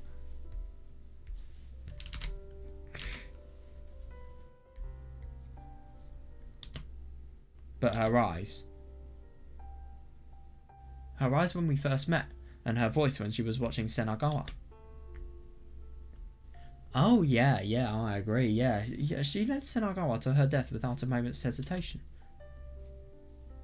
Now that I think about it, did I really fool her with that? Oh, which one? Yeah, totally. I'm put on a show to make the others believe in my predictions. But it honestly feels like I've showed her my entire hand at the beginning. No, but the only thing is, this is the ironic thing. I don't even think Takuji killed Senagawa. I mean, I think it's obvious to me that Yuki... Oh my god. Kimika did. I mean, when we consider everything that happened in episode 2. The only things that are different in episode 2 are Kagami's involvement. That's the only thing that changes. Nothing else, really. But to be fair, I can't know that, but I think it's very likely the events are going to be the same and that Kimika has done it. I think Takuji feels as if he's done it, but in reality that's not the case whatsoever. This dark surge is just... Well, the black surge is actually just Kimika, and also when we were thinking about the Takuji that said the rumours couldn't possibly be true, I mean, that could be a misinterpretation, it may not even be the truth. How can you know that source was valid? Those are the only pieces of evidence we have for the Black Surge. And we can kind of reason them out. She's the only one who could have figured out that I didn't kill Senagawa with the curse, but I led her directly to death instead. Yeah, I suppose. Why is she the most faithful and devoted of them all? Why is she trying to help me like this? I know, it is a weird question. Oh shit, what's going on? 地獄に落ちる程度なら見ます。死ぬのなんか全然怖くありませんし、私なんて死んだら絶対に地獄です。 It doesn't make sense, it really doesn't. Yeah, I would watch you even if I meant it. Sorry, I would watch you even if it meant I would fall into the depths of hell. I'm not afraid of dying at all. And I'm sure I'll go to hell when I die. Yeah, why does she just have not only such a death wish, but also such an attraction to hell? What is so good about hell, really? でも、救世主様が絶対嫌なら、まあ仕方がないのでやめましょう。そうだったらやめます。But if you say I absolutely can't, I guess I'll stop if you really hate it. I love that. Those words were strange, even if she was on drugs. Someone who just came to be saved wouldn't say that. Agreed, yeah. If anything, someone who came to save, who was just arrived in order to be saved. They would say everything but this, if anything. I mean, they're the people who want to live a life and they want to do anything in order to prolong their existence and the chances they have of living. So they would never just casually say that they would risk their lives for the person that has saved their lives. No way. Perhaps those were her true feelings and she only said them because of the drugs. Reasonable, yeah. Just what is she thinking? Oh, there she is. She seems very tired. Huh? Oh my god, this is a drug-induced state. Where am I? This is my room. Huh? Oh, how did I get here? I carried you. Oh, fuck.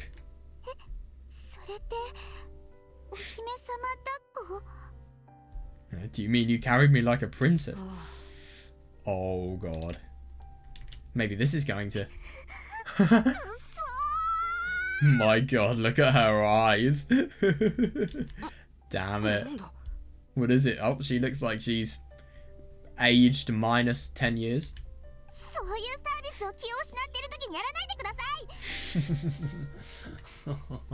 I'm not taking that out of context. I'm not taking that out of context. I'm not taking that out of context. It wasn't supposed to be any kind of service. I mean, judging by the fact that Kimika could have potentially said her true feelings when on drugs. Oh yeah, by the way, I had a theory that when she was mishearing all of the words, it wasn't because she was genuinely trolling with us. I think it was because of the fact that she was on drugs. Seriously. I think that's the only explanation you can have for it. It wasn't supposed to be any kind of service. But the only thing is, I mean, I don't really understand how... I don't understand, was she trying to mess with us? Or was it genuine what she was doing? Did she forget about all of the conversations that had happened? Had she been in a similar... No, I don't think that's the case. It can't be. I think that's really unlikely. I feel like there's something more to her, obviously. But especially in that scene that we saw yesterday. It wasn't supposed to be any kind of service. Look at her face. Oh, I wish I could go back in time. I missed out. Missed out, huh? Yes, big time. Yeah, I don't know what you want from me. Now then, it's about time. Where are you going? Oh shit, the roof. You're going outside again? Yeah, rare occurrence, isn't it?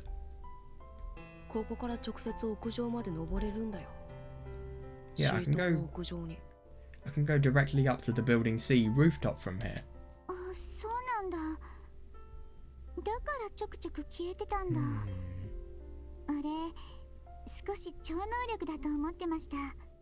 That's the really unusual thing about Kimika. It's as if she's... I can't tell if she believes or she's putting the facade of belief onto us. Genuinely, it's really hard to tell. Oh, that's how you disappear sometimes. I thought it was one of your special powers. かなり長い。 Yeah. No, it's just a ladder. It's really long. 救世主様、 My savior. なんだ。 What? 昨日夜楽しそうでした。すっ It ご looked, く。 it looked like you were having a lot of fun last night when he saw God. ああ、神の歌を聴いてたみたいだからな。実際はよく覚えていないんだけど。 Yeah, I guess I heard God's song. I don't really remember it though. 私も行きたいです。 I want to go too. いや、そりゃ無理だろ No, that's ridiculous. ダメですか？ Is it no good? う。ダメっていうか、結構危険だからな。一昨日なんて幾億もの白い天使と黒い天使が戦ってたし。救世主である僕らも問題ないけど、お前じゃ。 Well, then again, I don't think anybody apart from you would see those delusions. Because they are totally induced by trauma. Let's be honest here. I'm not saying you can't, but it's pretty dangerous out there. Yeah. The day before yesterday, there were billions of white and black angels fighting. It wasn't a problem for me, since I'm the saviour, but for you... いいですよ。危険とかなら構いません。 That's fine. I don't mind if it's dangerous. Totally monotone voice, 私 wow. はいつ死んでもいいんです。だからどんな危険でも問題ありません。 God, I don't care if I die right now, so it doesn't matter how dangerous it is. でもできたら私も救世主様が見た風景が見たいです。あなたから見える景色、一度でいいから共有させてくださいませんか？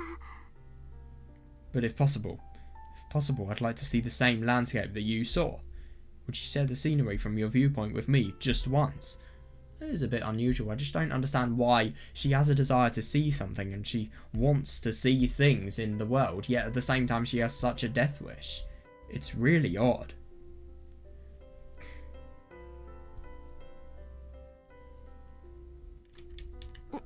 なんだ、いきなり改まって。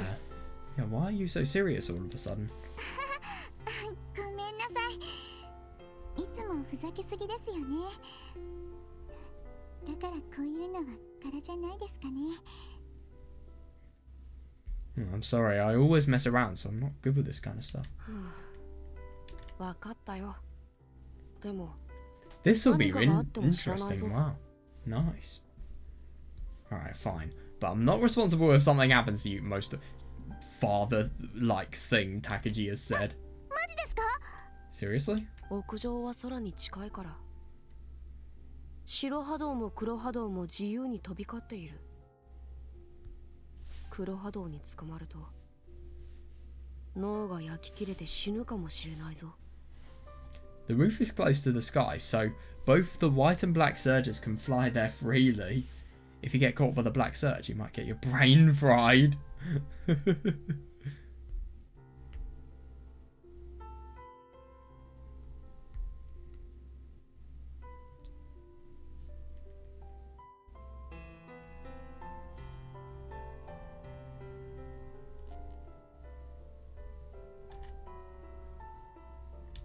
望むところですよ。バッチシその時は死にます。 God, she really does have a death wish though. I そ wonder れでも見た why. いです。屋上からの風景。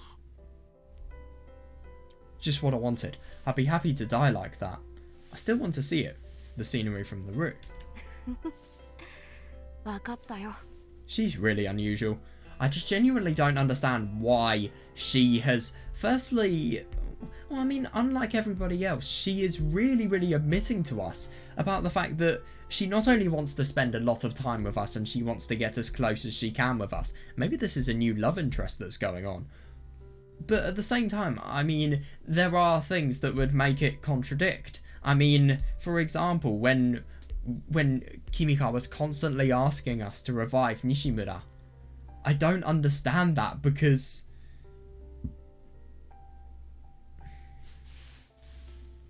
Why is it the case that she is asking that? I mean, is it just because she's trying to test our powers and test whether it's genuine, what we're saying? But the only thing is, she would have known easily that everything is fake, surely? Alright. This must disqualify me as the saviour. Oh god, yeah, but I wonder, maybe this is part of the pre-established harmony too. Yeah, it's all a test of your mother. Or not. Not everything goes as God expects it to. Yeah, but the only thing is, this is the thing. This is the reason why guiding your life under delusional gods that don't even exist is very dangerous, because it's as if you have something that restricts you in making your own choices and your own freedom, and now it's as if he's breaking through those chains. Oh well, there's no point in dwelling on it. I don't mind taking her along. That's what I thought. That's what I thought. I like that. I decided to take her along. The signal of the day's change. The world's final night approached. Whoa! Oh my god, that's gonna be cool. It's my own invention, July the 18th. No Ayana. Funnily enough. Holy fuck, this is gonna be cool. Well, I'm kind of surprised about the fact that it's so late. I didn't realise that we were at around midnight, 1 AM, or something like that. Well, yeah, it was just midnight. I'm genuinely impressed that that's the time at the moment. I'm just going to BRB and then I'll come back. You know what I think's ironic about this? We don't even know if this is a genuine sound or if this is just a hallucination. I mean, when was the last time? No, I think the last time we heard a really weird sound, the sound of a bell, obviously, ringing in the most uncharacteristic time, was coincidentally also when we were going up to the roof. So maybe this is just a sound that, I don't know, Takuji's head kind of associates with whenever he wants to go up to the rooftop, because this sound only plays when he goes up to the rooftop. I don't believe that somebody is actually somehow irregularly ringing the bell just so that our presence can be announced, because I suppose you could think about that from a fantasy perspective of the fact that this bell is maybe announcing the saviour and the most significant person of the story's presence. But to be honest, I mean, Takuji is definitely the main character and the most significant person within this entire plot. This plot wouldn't be the plot if it wasn't for Takuji. I mean, Yuki could be out of the picture quite easily sometimes. Well, actually, I think Yuki was a cornerstone. She did help Takuji descend to madness, let's be honest here, because of the competition that he viewed her as. But, yeah, apart from that. Right, so let's just do a bit of rereading.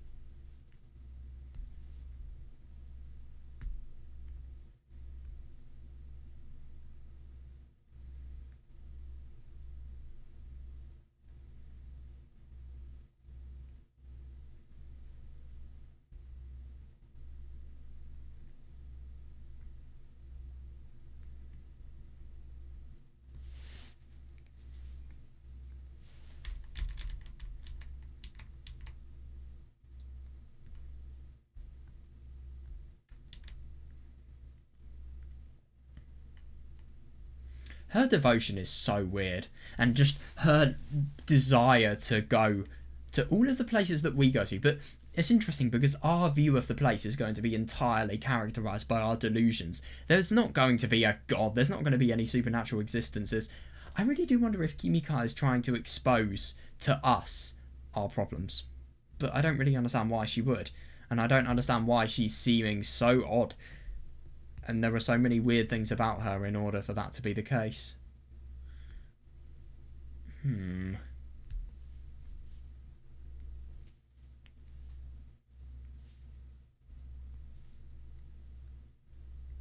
Yeah, that too. I wonder.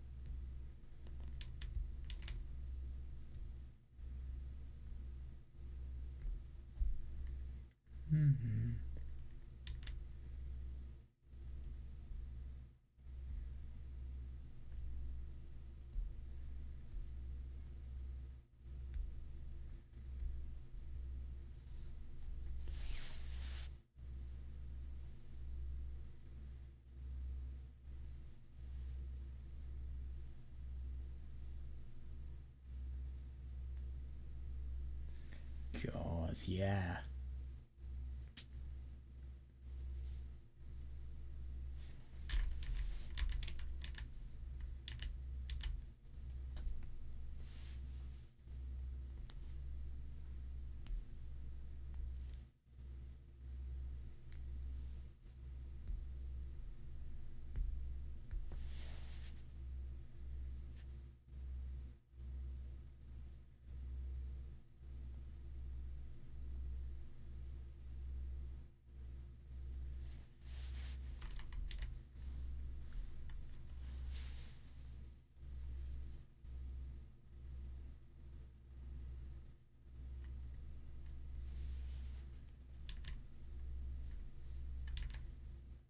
It was as if even the rooftop itself was resounding in unison. Interesting, that. Oh my god. It must be, yeah. I just find it really quite funny to think about the fact that these shots where you can't see any of the character's face and you just see the back of them, they look oddly terrifying. I really don't know why. Zakudo's one really does. This is really amazing, being on the school roof at night. What? Oh, that's right. It's time for your drugs. Here, my saviour. Yeah. Oh my god, what? Kimika gave me a capsule. She had put all the powdered elixir in individual capsules. Why the fuck is she taking drugs with us? What? But these capsules are just for you and me. Really? Oh god. Oh Jesus Christ. Let's hope there's not going to be an H scene with these two. Yes, most of the others are taking the stuff mixed with sodium benzoate. That's why they're having sex all the time. Wait, what does sodium benzoate do?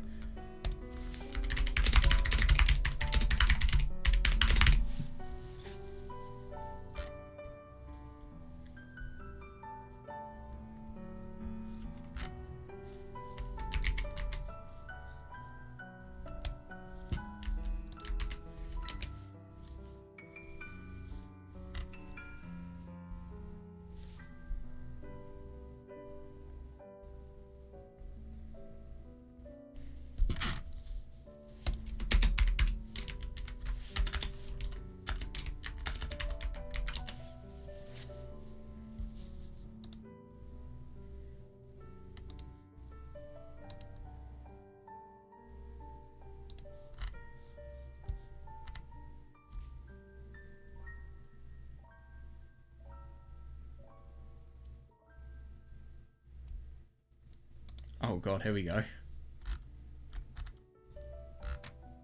Well, unlicensed use.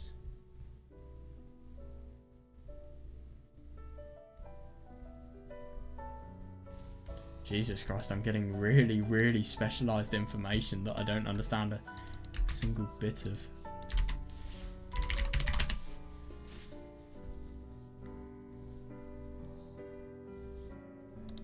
Alright, well, if I'm going to be honest, I can't really find much. I'm finding pickling agent, a food preservative. I can't really find much about why... Wait, how does it affect the brain?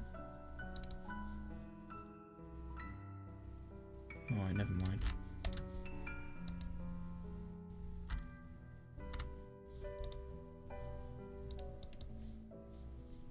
Yeah, I can't really find anything that's relevant. That's a shame. Yeah, God. That's why they're having sex all the time, so it's giving them high amounts of euphoria. Oh, for fuck's sake, I hate it when this happens. Dude, I just spent time trying to research it, and now it's going to be explained in the game.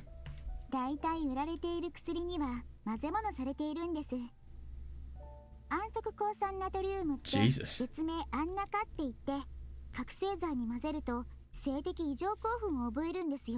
This person is either going to study chemistry later, or she is very, very odd. Yeah, most drugs have impurities in them. Yeah, fair, yeah. Sodium benzoate is also called annaka, and if you mix it with stimulants, it causes sexual oh god.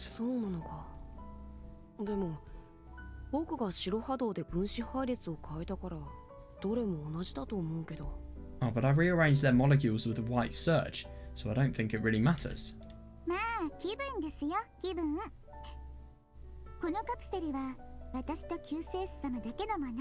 This is a bit unusual. I really do wonder what she's giving us. It's for the atmosphere. These capsules are just for us. Just for you and me. Because I feel like Kimika's realised the fact that we are ridiculously deluded and we have such a distorted impression of what the world actually should be. Yeah, it's for the atmosphere. These capsules are just for us. Just for you and me. Just for us, huh?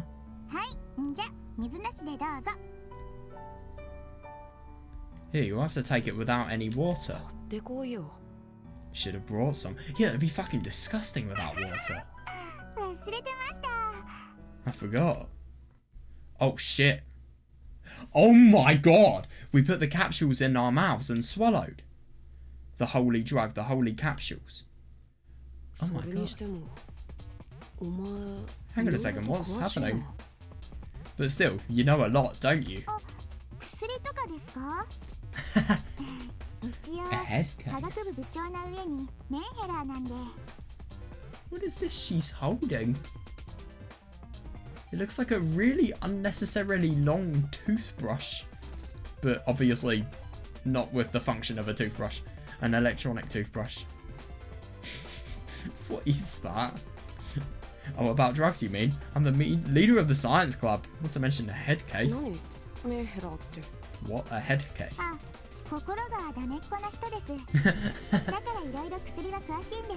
Oh my god, that's hilarious. Oh, that means my brain doesn't work right. That's why I know so much about drugs. I love that she's just said something that is such a big red flag, and yet Takuji's probably just gonna gloss over it. That's actually quite cool. They gave me a bunch of prescriptions at the hospital, but I looked up all the ingredients and stuff online. It's sort of my hobby. Yeah, and isn't that interesting? That firstly gives you an indication of the fact that Kimika is not very sane if she's getting loads of prescriptions at the hospital.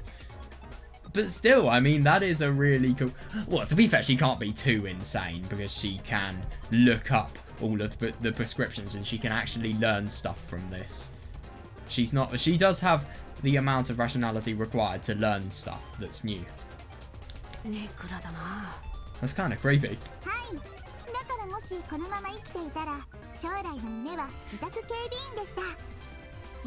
Oh my god, that's hilarious. I see that. Yeah, that's why I wanted to be a security guard when I grew up. It's about the only job I was able to do right, you know? God. Yeah, that would be better. Get paid more. Or I guess I could be a mad scientist.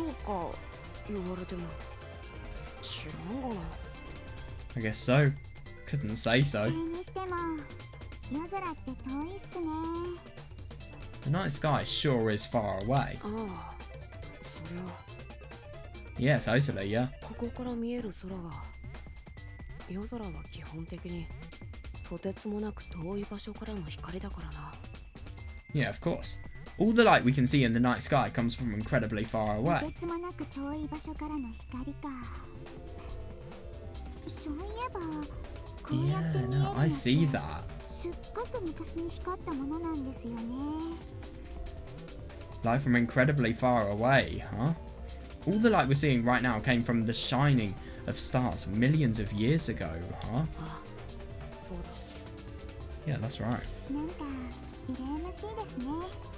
I'm kind of jealous. 羨ましい。 Jealous? はい。私の声はすぐ近くにしか届きません。というか、すぐ近くの人にすら届かない。私の声はどこにも届きません。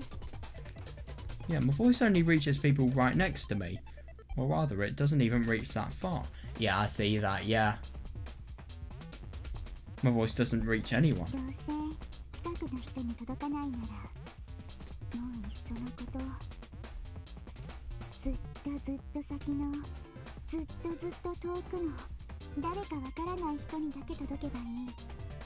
If my voice can't reach anyone near me, then I wish it could at least reach someone millions of light years away. ずっと先のずっと遠くの誰かが。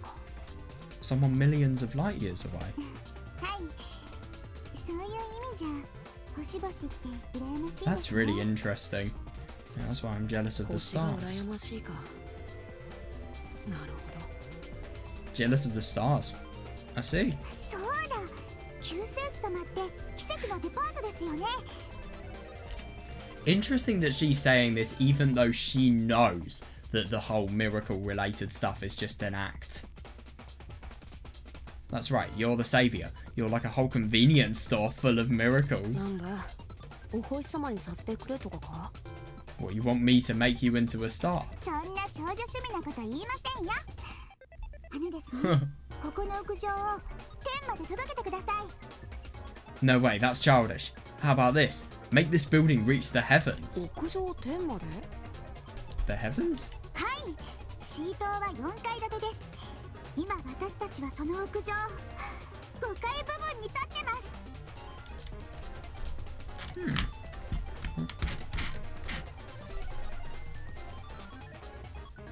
Isn't it funny that she's gone into a really, really energetic state once she's taken the drugs?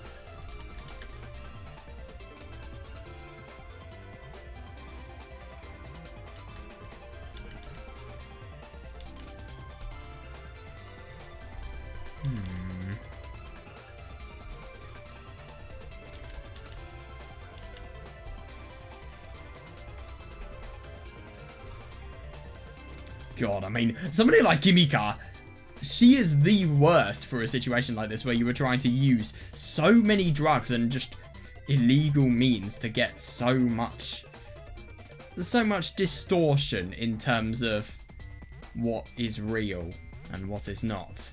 And obviously that distortion will enable more to follow Takuji.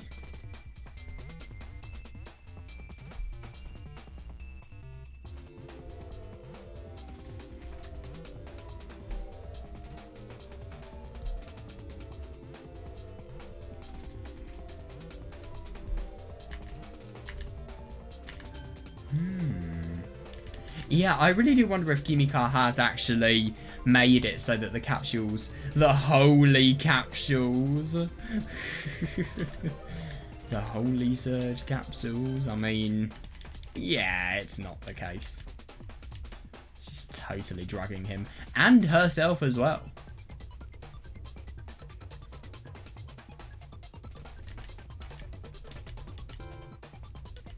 I'm surprised that Takuji, even though he has just been drugged, he is surprisingly sane.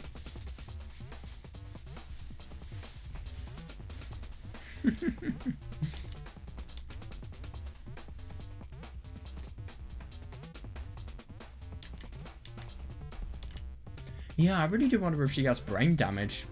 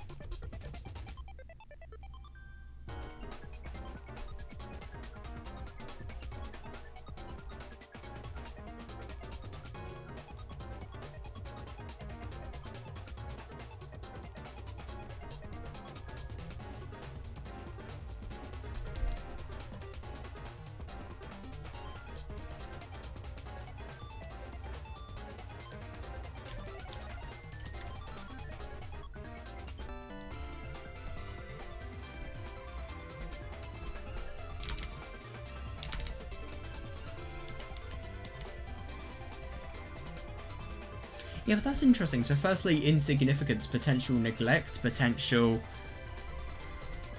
just loneliness in general. And I can see why she's latching onto Takuji so much, because, I mean, she clearly has things that are wrong with her. Maybe she just feels Takuji is someone with a similar amount of things that are wrong with him. Maybe someone that she can really connect with. Maybe this is just an attempt to get somebody that understands her. I don't know, though.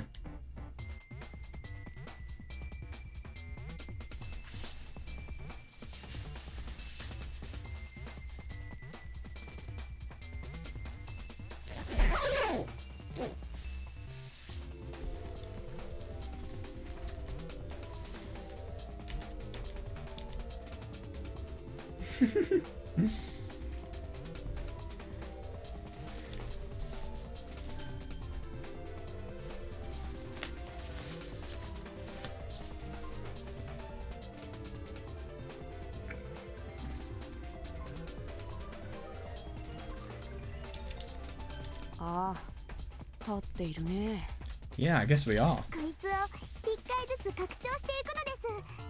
Stretch it out, one floor at a time.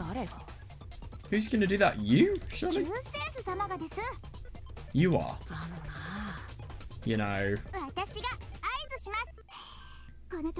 It's a police baton? Dude, how the fuck do you get that? Oh my god, that is a serious red flag. I mean, obviously she must have stolen it. I just don't understand where from. Yeah, there are some serious things wrong with Kimika. God. I'll give you the signal. Wait for me to hit the fence with this police baton. Exactly, yeah. Hey, wait. Why do you have something like that? Exactly, yeah. First knives and now a police baton. How many weapons does she have? You know. Here I go. Oh my god, I love that animation. Oh. What? The pole she hit twisted and broke. What? Then a beautiful sound rang out, accompanied by a sudden light, as if she had cast a magic spell.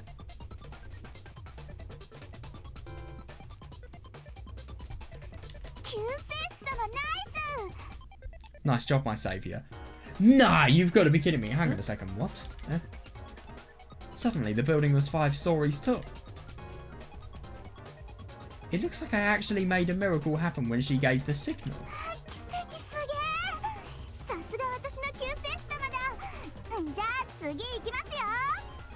No, but the only thing is, I mean, obviously from chapter 2, there has never been an increase in height. This is all complete crap. What an amazing miracle. I knew you could do it, my saviour. Here goes the next one. Kimika sacrificed another part of the vet. Dude, I love public vandalism. I really do. It broke and released its magic.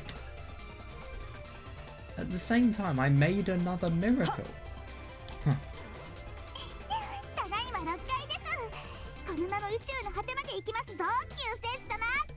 6 stories. Let's go to the edges of space, my saviour.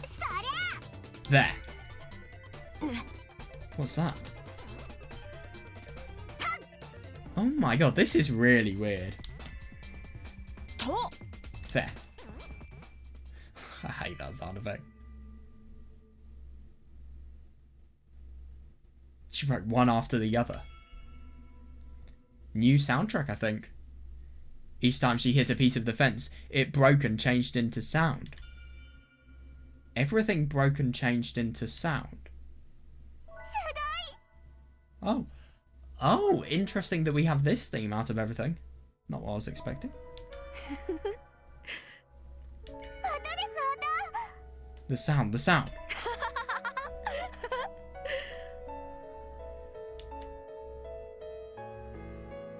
The world broke apart!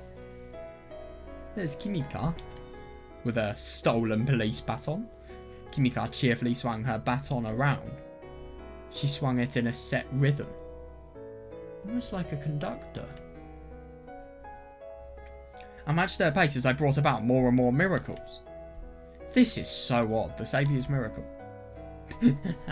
Building renovation. Kimika changed matter to sound. Yeah. And I changed sound to matter. And it is interesting to think about the fact that, I mean, there is no objective rising of the building. This is all delusional, and let's be honest, they are in a drug-induced state. Maybe placebo is really strong or something like that, I don't know. But it's funny to think about the fact that they're both in on this obviously fake delusion themselves. The roof stretched up to the sky. Stretched on upward. This is music. Yeah, reasonable, yeah. Like the guy who made this soundtrack, for example, Yoru no Himawari, even, I think it's Himawari? I think all the real musicians in the world will take offense at that. You're just making stuff up.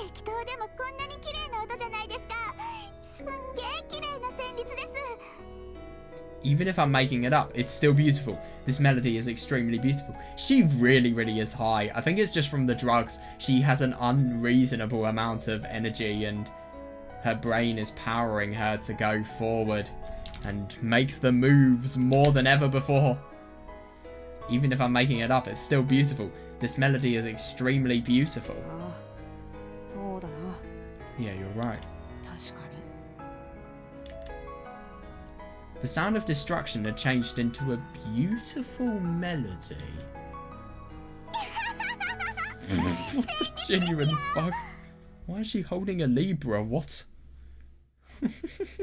That's not what I was expecting. It's a melody. For some reason, she had a scale in her other hand, which she held up above her head.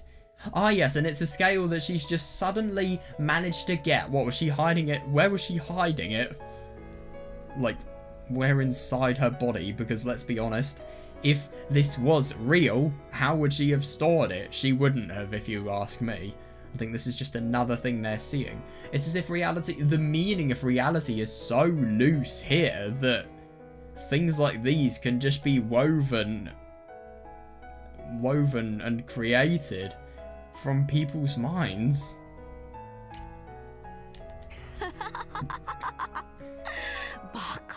Yeah. You're so stupid. Why do you have a scale?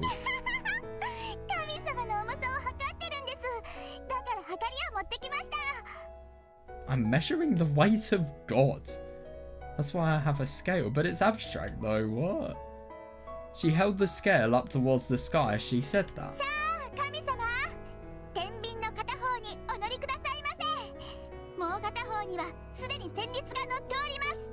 I like that. Yeah, come on, God. Get on the scale. We already have the melody on the other side. No, I think that actually makes sense because of the fact that you can think on one side is God and then on the other side is the melody that comes from the production of miracles. Because let's be honest, the odd ascension of this building, it is a miracle. It's something that is impossible to happen. But I suppose then if you could also interpret, if God is a delusion, then you could interpret these two sides of the same coin as delusion and then something that fuels the delusion.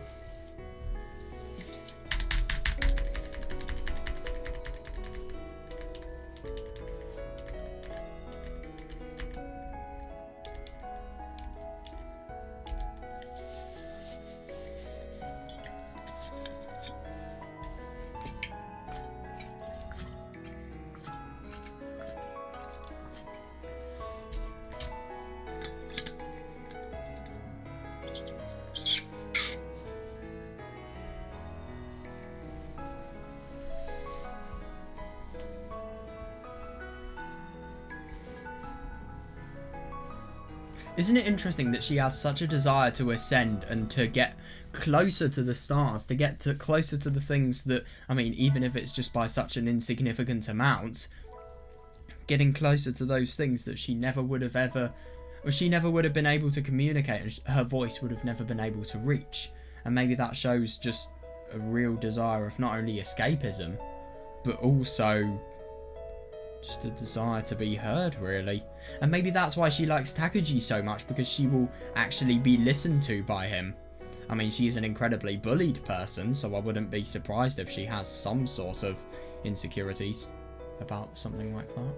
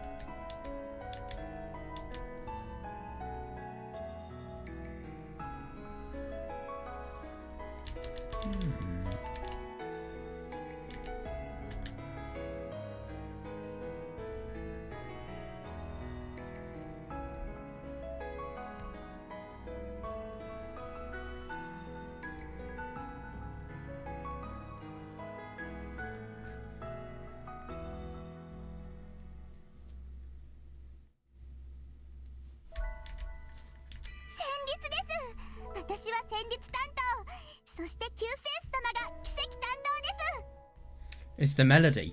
I'm in charge of the melody and you're in charge of the miracles.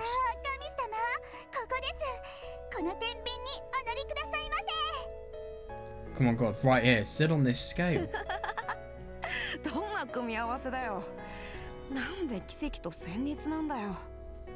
What kind of combination is that? Why are we putting melody and miracles together?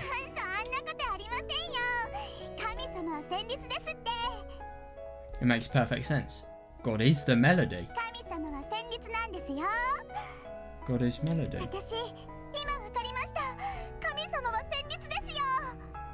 I just understood it. God is melody.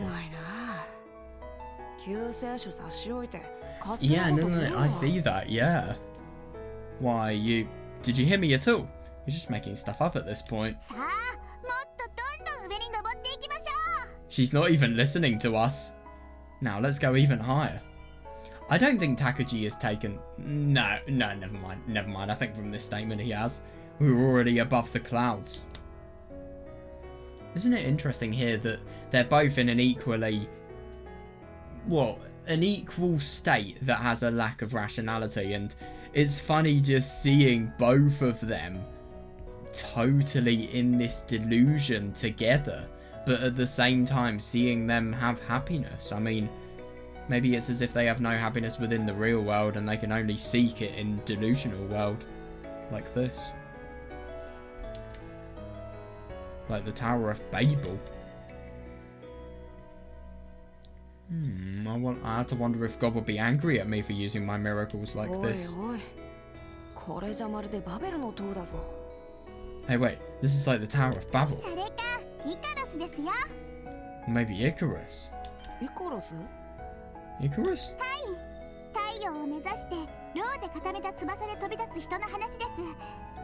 Yeah, it's the story of a man who tried to fly to the sun with wings of wax.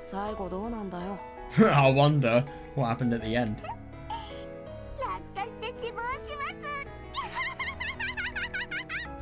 Oh, right. god, she is totally drunk. Icarus was stupid. He didn't notice his wings melting when he got close to the sun. But how?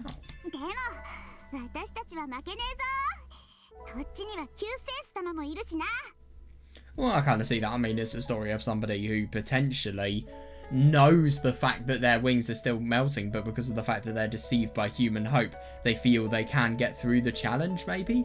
But obviously, unlike Icarus, we won't lose because of the fact that she has the quote-unquote saviour here.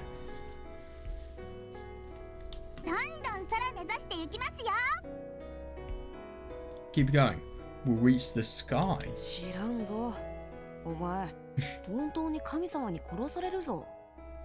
I don't know about that. You'll probably get killed by God.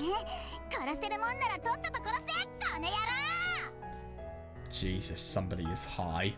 If that bastard thinks he's got it in him, then he's welcome to try. Because I think...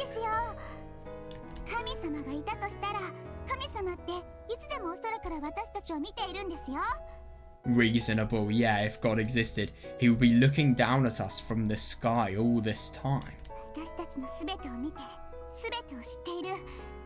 In before Otonashi Ayana is appearing, he would see everything. He would know everything about us. Reasonable, yeah. And that's nasty. I don't want some guy leering at me all this time. No,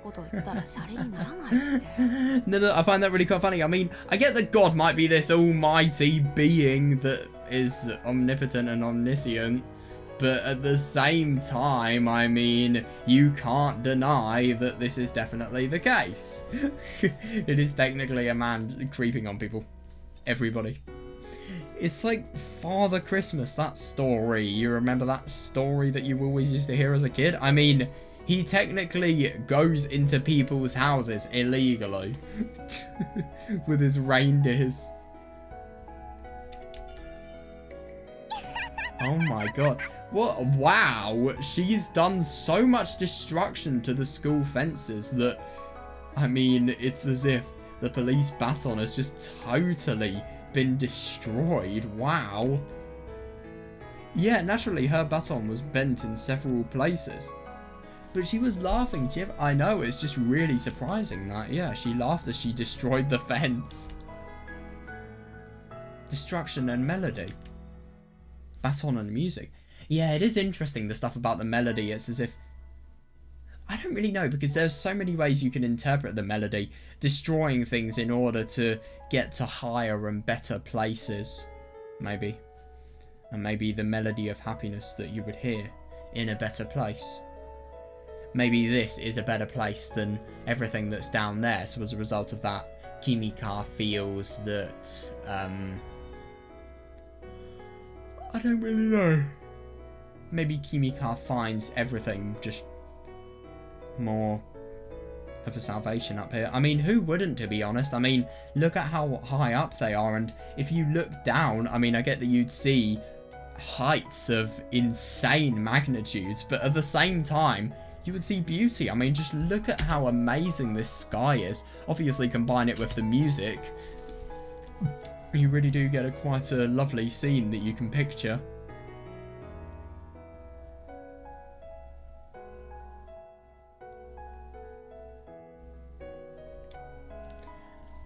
If I had to give an exact image of what I'm thinking of, I think Touhou 17 Stage 5. Think about the towers in the Beast Metropolis, or whatever the place is called. I don't know much about the story, I just know about the gameplay because I religiously played that game.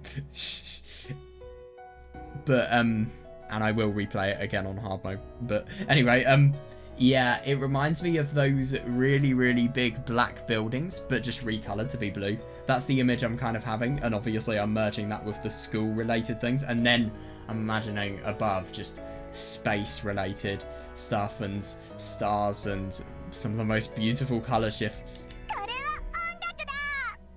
This is music. I find it so funny that she sounds kind of insane and she sounds incredibly high, and this is just the combination of those two feels. Yeah, that's interesting. She completely broke the end of the baton off, but that didn't stop the beautiful melody. The melody enveloped the roof, and it enveloped the two of us. The miracles continued with every note. What the fuck? Oh my god! We reached the height of the moon! The moon! Luna! Is that someone on the moon? God, this is an amazing set of images. This is what I love in Subarashiki. I mean, this is some of the most unusual and odd things I've ever seen in a visual novel. Ever. God, yeah. And I mean, I feel like a scene like this is just, it's so sad and it's so awful to think about the fact that Kimika, for example, I mean, also, firstly, it's a scene that we are so in the dark for, but also it's a scene that it's just really odd and awful to think about just how up here is different to down where not life would normally be. The endless succession of notes. The endless succession of miracles. We approach the edge of space. Oh no. What's wrong?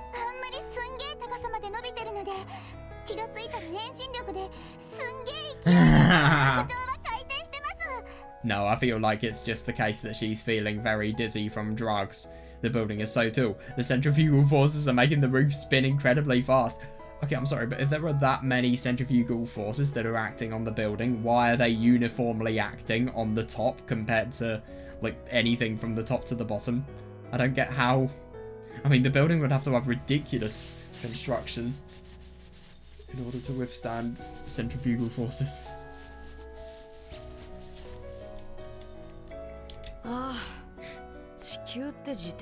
Yeah. Yeah, since the Earth is revolving on its axis.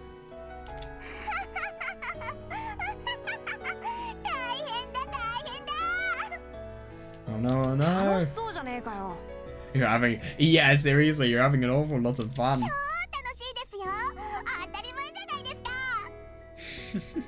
Of course I am. This is super fun. Huh? Kimika yelled even louder than she had before. Nishimura? Huh? There were a ton of cows. What? Why are there loads of cows? What? This is really weird.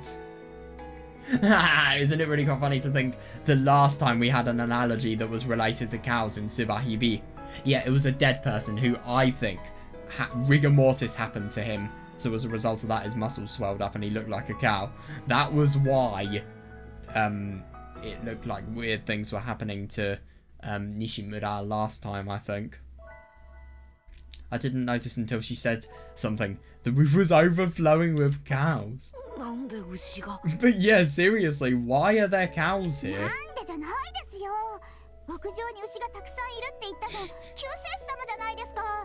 I never remember that.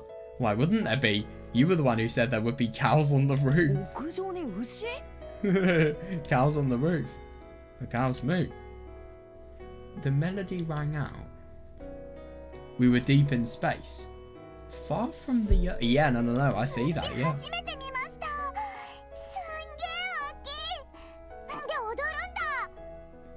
There were a lot of things that are really quite common, you would have thought, that Kimika has not seen. This is one of them. I mean, how could you not have seen a cow before? It's really odd. This is the first time I've seen a cow. They're huge and they dance. Dancing cows. Oh my god. When I looked again, they really were dancing. This is so weird. They were on their hind legs dancing. They're dancing. Dance. Oh yeah, that's interesting. This is the uncaged dance. I feel like this is going to tell us a lot. Uncaged dance.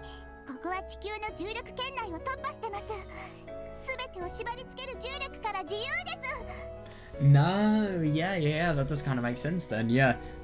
Yes, we've left the influence of Earth's gravity. Everything is free from gravity. Yep, just accelerate due to freefall now. Oh my god. Yeah.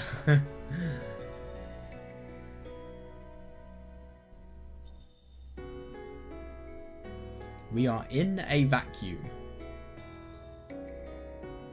We are in a vacuum and yet we're somehow breathing. Oh my god, I've literally forgotten to apply common sense to this for the entirety just because of how taken aback I've been by all the scenery. Dude, we're in a fucking vacuum. Why are we breathing? I mean, isn't that just totally obvious about the fact that we're in a delusion? Straight away. That is what you'd instinctively think when thinking why this is fake. Yeah, it's just so interesting to think about the fact that even though destruction is happening, what the destruction is causing is the illusionary sensation that these people are going up and they're ascending. They're going near space. I think that creates a song because of the fact that Kimika has had severe, and Takuji as well, totally Takuji. They've both had severe amounts of stress within the human world and they want to get out. And maybe that's why Kimika had such a desire to go with us and become near us, because she sensed someone who was just as insecure as her, but also because of the fact that she wanted to leave the world. I mean, look at how willfully she would have said, yes, I'll die, I'll kill myself, or I'll leave this earth. She doesn't have an attachment to life, I don't think, and the only way she can have fun is by going away from that life. It's weird. It really is weird.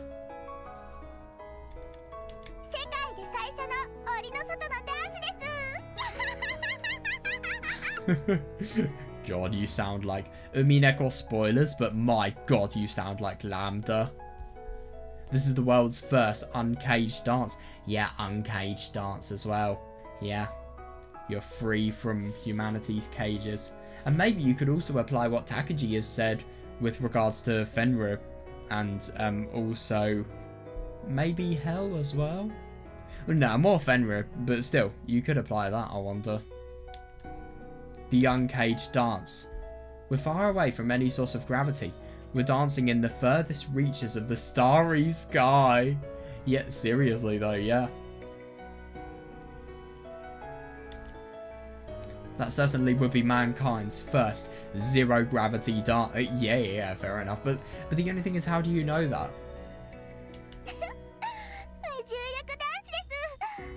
It's a zero gravity dance. Oh my god. Oh, yep. They're really not trying to hide a certain feature. Oh my god. Oh, Subarashiki Hibi, why? Kimika's body floated in the air. She danced wildly through the air. I'm surprised. I thought it was just going to be one of those things that the artists were horny, so they did it. And they just prayed nobody would notice.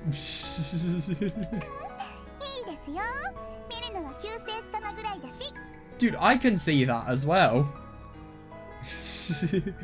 I wonder how Kimika would feel if she realised that somebody was reading about Takuji's journey. Also, by the way, can I just mention that Takuji really looks like Keiichi here? He does not look like Takuji. His uniform looks like Takuji's, but everything, his face doesn't whatsoever. It's fine, you're the only one who can see. Yeah, isn't it interesting that how, oh my god, so somebody looking at somebody else's underwear is plot relevant. But still, it is plot relevant. I mean, look at this. I think that shows potential affection.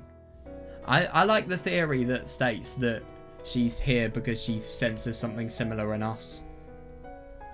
Have some shame. Yeah, fair enough. I have some shame. I'm a virgin after all. I've never even kissed anyone. Oh my fucking god. Jesus Christ. Most sane Subarashiki Hibi dialogue. Jesus Christ.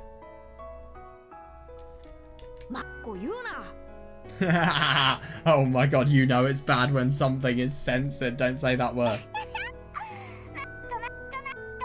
いくらでも言いますよ。全然言いますよ。NG ワードなんてクソくらいです。 Jesus Christ. Oh, can't. I'll say it as many times as I want. Whoever wants to tell me that word is bad can go eat shit. Time to show this line to anybody who tells you off for saying that word. Seriously, yeah. Takuji being more rational than somebody is wild. It really, really is. It feels wrong. That's ridiculous. A zero gravity dance. A herd of cows. Space. With very, very beautiful colours as well. I find it ironic to think about the fact that there is everything that would tell you that this scenery is trying its hardest to be as beautiful as possible.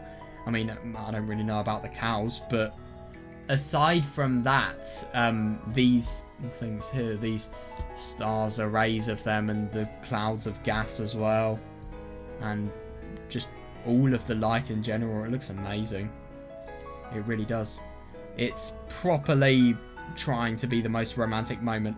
What I think is happening is the reason they are firstly drug induced, they're not even going up, they're just totally high, and they're all imagining this. But the thing is, I think what Kimika is doing is she's giving situations that Takuji then interprets with his own head. So though they are thinking about the same thing and they are seeing the same thing, I think if that was some way of tracking the movements, tracking what each person was viewing separately, like with a camera or something, it would be entirely different. The twinkling stars. Kimika danced. She danced and danced and danced in space. I danced too.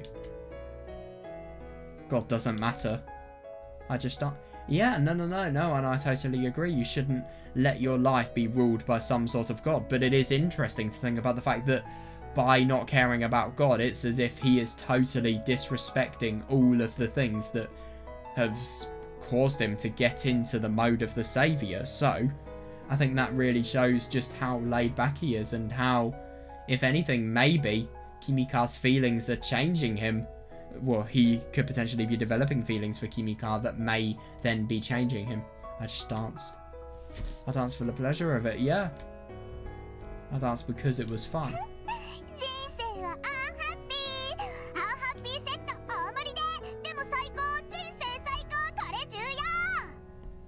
Life is suffering. It's like an unhappy meal. But it's the best. Life is the best. That's important. Yeah, no, I can kind of see what Kimika is saying. I mean, I get that she's totally on total euphoria at the moment, but at the same time, it's so true. Life can be a happy meal, or it can be an unhappy meal. Thanks, Subarashiki Hibi.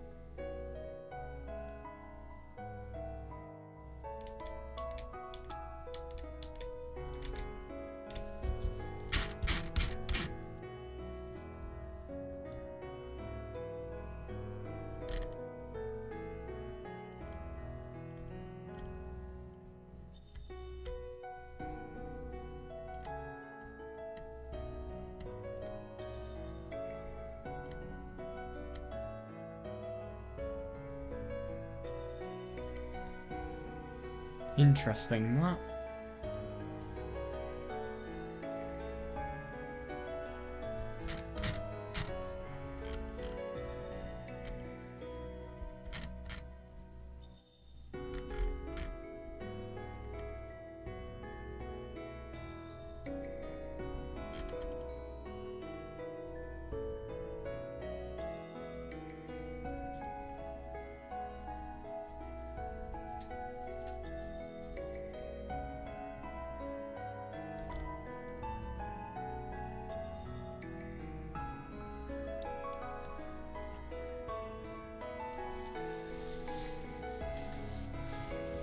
Life is suffering. It's like an unhappy meal, but it's the best. Life is the best. That's important. アンハッピーセットのおまけは何ですか、救世主様。 What comes with the unhappy meal, my savior? スカそんなものは Yeah, nothing comes with it. そんなことありませんよ。アンハッピーセットにはおまけがついてるんですよ。お子様大興奮のアンハッピーなおまけ付きです。 That's not true. There's a bonus that comes with it. There's an unhappy bonus that all the kids お love. 子様が大興奮するアンハッピーなおまけはまずいだ But ろ yeah, seriously, yeah, that sounds like it would taste terrible. なんだろう、開けてみましょうよ。今日のアンハッピーセットのおまけの中身。 Now then, what is it? Go ahead, open it. What came today with today's ど unhappy こにあるん meal? だそんなの What am I supposed to あ open? るじゃないですか。ほら、目の前です。 It's right there. Look, right before your eyes. お Why is there an Amazon box? Oh my god. Oh, you're right. 救世主様はチルチルミチルの話知らないんだ。ダメな救世主だぞ。 You don't know the story of Tiltil and Miltil. Mittil. That's no good, my savior. なんで What is チル it? チルミチルなんだよ Why would you bring that up? チルチルミチルはアンハッピーセットのおまけである青い鳥を探しに世界中を旅するんです。それはもう宇宙の果てまで銀河鉄道に乗ってです。 Tiltil and Miltil, Tiltil and Mittil went on a journey around the world to search for the bluebird who was part of the unhappy meal. They even went to the edge of space and rode the galactic railroad. 車掌が来ましたよ。私たちの切符は天井でもどこまででも行ける切符だって鳥鳥が感心してましたよ。 The conductor's here. The bird catcher told us that this ticket would take us higher than the sky. わしの停車場ですよ。ほら、サソリの日です。もうケンタウルの村を通過して、とうとうサザンクロスです。 It's Eagle Station. Look at Scorpio's fire. We've already passed through the Centaur village. It's the Southern Cross. 星祭りの夜です。そう Oh 星祭りの god. 夜私と救世主様は天気輪の丘にいるのです。 It's Tanabata. It's the night of Tanabata. And the Savior and I are on the weather station pillar.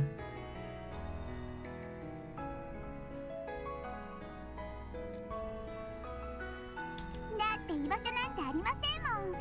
星祭りは人の祭り。そこに居場所はありません。 Because there's nowhere we belong. On Tanabata night, there's nowhere for だ us. から青い鳥は銀河に逃げたはずなんです。遠く遠くに。 That's why the blue bird fled to the Milky Way. So far away. でも逃げたと思われた青い鳥は But the blue bird that thought he got 朝 away. マップのメニューとして並んでいたのです。 Wait, why was there a censor there? Was on the menu the next morning. 朝マップのメニューとして並んでい朝マップのメニューとして並んでいた I の don't です。 understand. was on the menu the next morning. So please open your Unhappy Meals toy. 意味わからんわ。 I don't understand what you... Yeah, who does? Let's be honest here. 意味なんてないんです。ノリです。音楽です。ほら、おまけ開けてよ。 There's nothing to understand. It's the flow, it's music. Come on, open it. Isn't that funny? She's just totally dismissing what she's saying. It's as if her words are so meaningless that they are as if... It is as if they're just a collection of sounds. 救世主様、開けて開けて開けてよ。私見たい。救世主様が開けるの見たい。My savior, open it, open it, open it. I want to see it. I want to see you open it. たく、仕方がないな。 Jeez, I might as well. So this is going to be the unhappy meal. I do wonder what's going to be in it. The mysterious box that appeared in front of me. It had Amazon U written on it. Where did this come from? I don't know. I really don't. I reluctantly opened the box.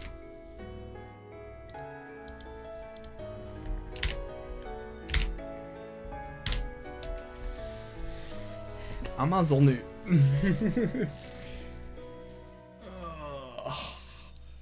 God, I'm tired. I really am. It's relaxing, this, especially Yoru no Himawari. It's such a good theme.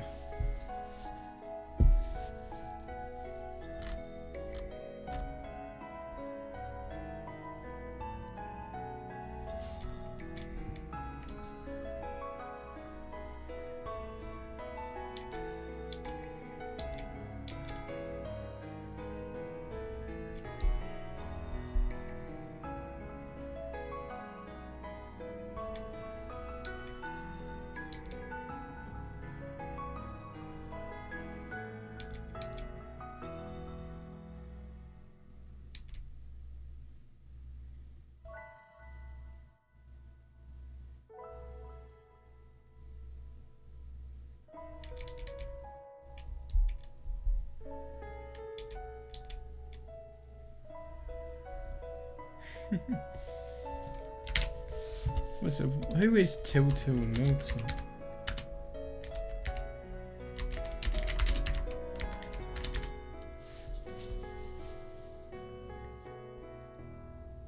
Oh, I see. So it's called The Blue Bird, and it's a play about two children seeking happiness. Oh, they're siblings.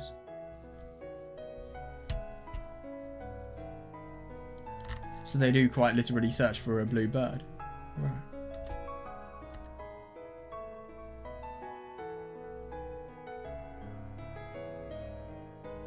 They embark on a magical quest to find the elusive blue bird, a symbol of happiness, to help a very sick child.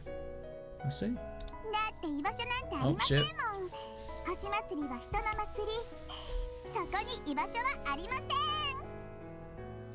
Yeah, so I suppose they search everywhere for the blue bird. They search everywhere for the symbol of happiness. But the only thing is, I don't really understand why being given the symbol of happiness right there implies that it's an unhappy meal. It really depends on what's in this unhappy meal, to be fair.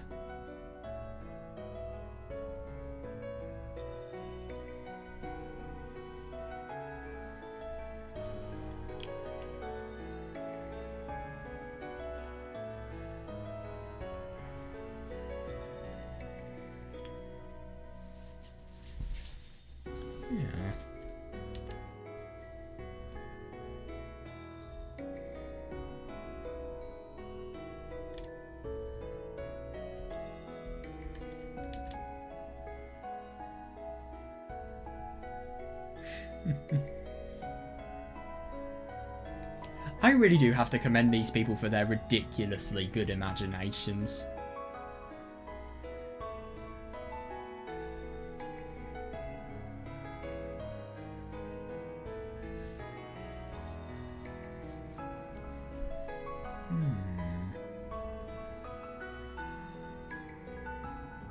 But that is actually really interesting to think about the fact that the symbol of happiness, if you think about Subahibi episode 1, the time where us and Zakudor went to the Milky Way was the time where we had a happy ending. There wasn't an ending in total ambiguity and destruction. We knew what was happening in the ending. It was just a bit ambiguous. But at the same time, we were happy, Zakudor was happy, and I suppose that's kind of ironic that the symbol of happiness is flying to the Milky Way, which is, I suppose, the association of happiness here.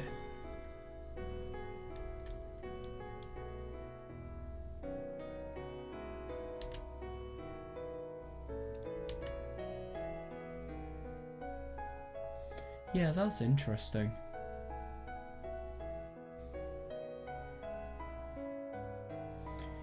I suppose he was on the menu next morning because of the fact that the bird thought he was going to be able to get away, but he underestimated the severe power of humanity.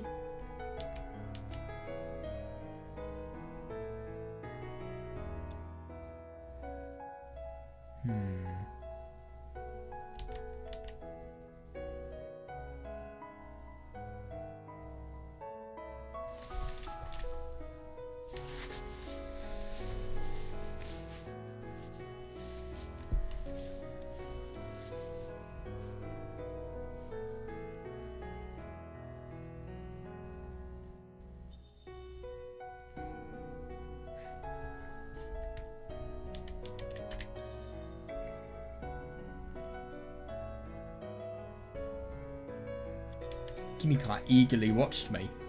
Is this going to be unhappy too? It's hard to tell, yeah. What's in it? What, fireworks? Huh. It shot iridescent sparks in every direction and then right above our heads. What? That's so weird. A beautiful explosion of colour. Whoa. The box shot out more and more polychromatic sparks, and each one exploded above us. Oh, so that's it. She didn't realise.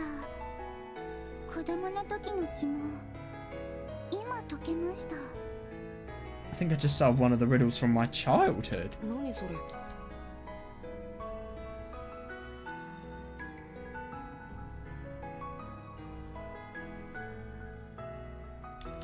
What do you mean?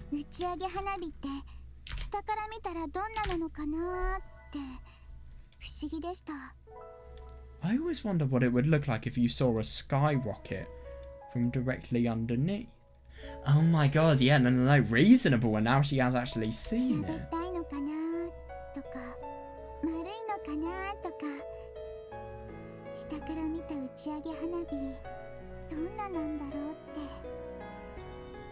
Would it be flat or round? What would it look like from underneath? Yeah. Well, it's round, of course. Nope, you're wrong.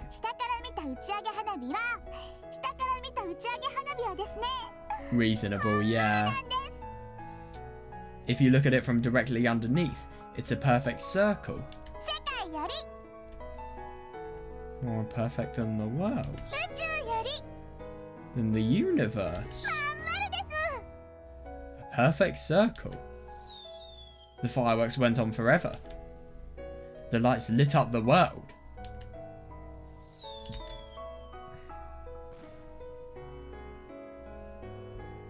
The world's final eve. Kimika danced. And so did I. So did the cows, the world, the gods, and everything else. We danced and danced and danced and danced and danced. And then the eve ended. Yeah, tomorrow would be the last day. Before we realised it, we had come to the edge of the universe, where everything is, well, I think as we can see here, a delusion. Even Kimika, I mean, how is she floating? That's something that's obviously a distortion of reality. And obviously, how is it the case that firework related rockets and what was the terminology they used? Well, yeah, just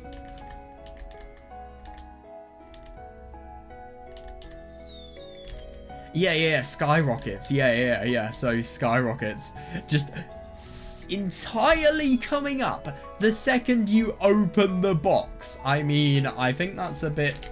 I don't think that's very scientifically accurate. To be fair, it could actually be possible, I think. But at the same time, you get what I mean.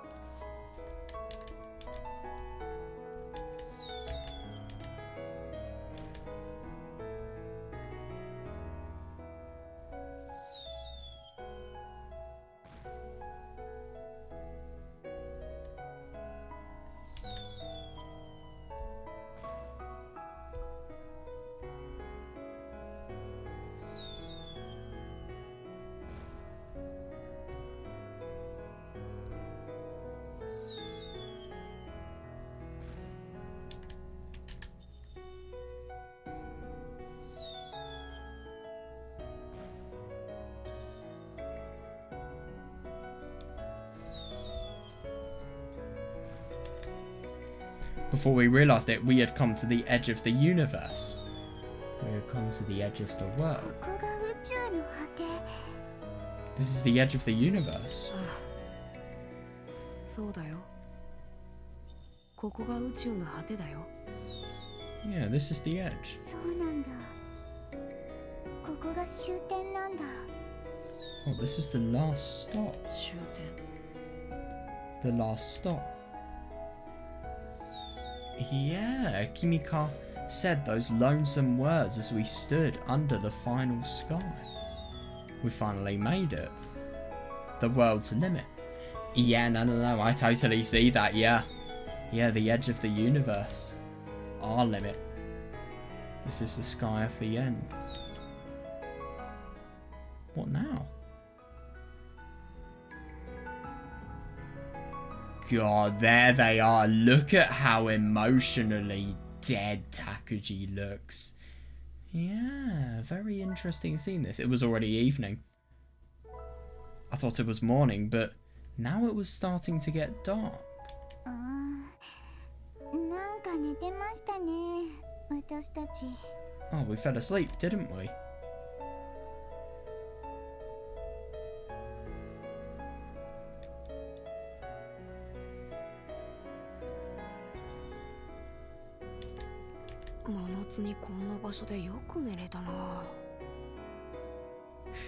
Yeah, totally, especially because of how uncomfortable the surface they're sleeping on is.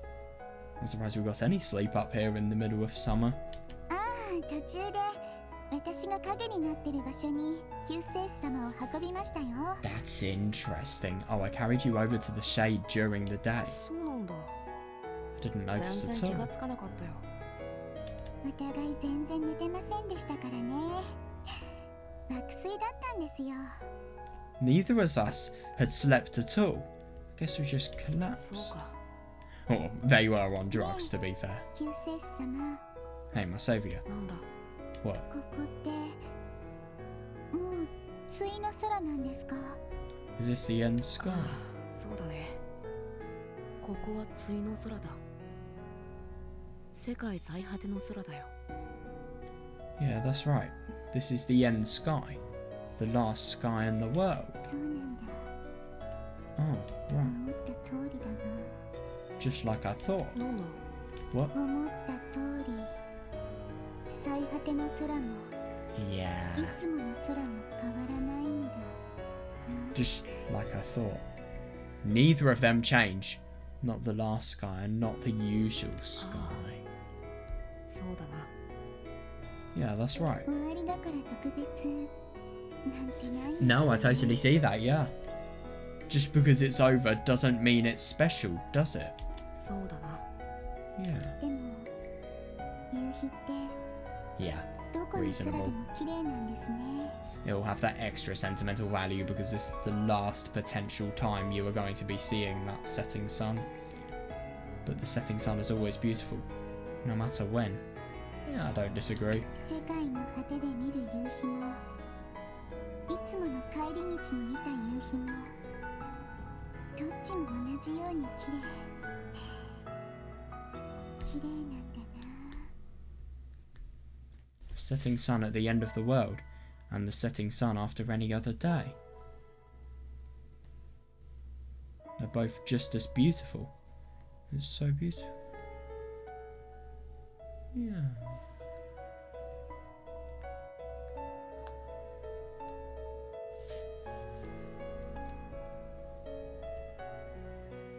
さて救世主様、 Now then, my saviour. なんだ。 What? 忘れ物なんて私たちにないですよね。 There's nothing that we've forgotten, is there? 忘れ物？ Forgotten? はい、もうないですよね。ここですべきことって。 Yes, there's nothing left for us to do here. 忘れ物。 Forgotten. お前は何か思い当たるものあるか？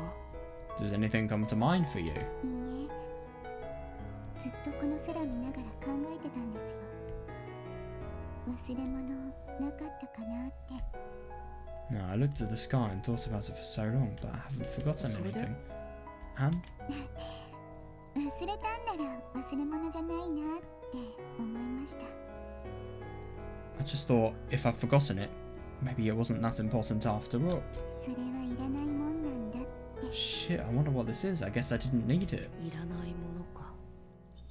Didn't need it, huh? はい、いらないもの。本当はいらないものなんてないんだと思うんです。 Yeah, but wasn't necessary. Though the truth is, I doubt that anything is really unnecessary. でも全部がいらないものなら全部いるものと同じになっちゃう。 But if nothing is necessary, then it's the same as if everything is.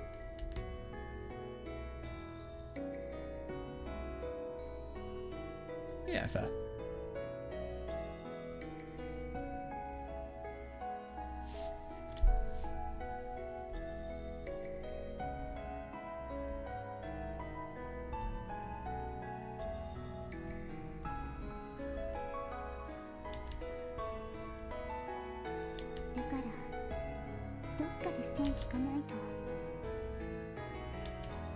So we have to draw a line 忘れた somewhere. 何かはもういいんです。 If I've forgotten something, then that's fine. ここで忘れたものがない。 There's nothing I've forgotten. か。 Something you've forgotten, huh? はい。すんげーアンハッピーなものも、そしてハッピーだったものも、全部。 Yes, things that were incredibly unhappy, and things that were happy too. All of it. じゃあ行きますか。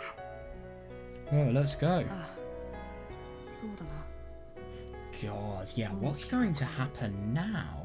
そしたら。 Yeah, let's. The sun is setting. And 最 then 後の夜です。 the last night. Yeah, 最後の夜、楽しみましょう。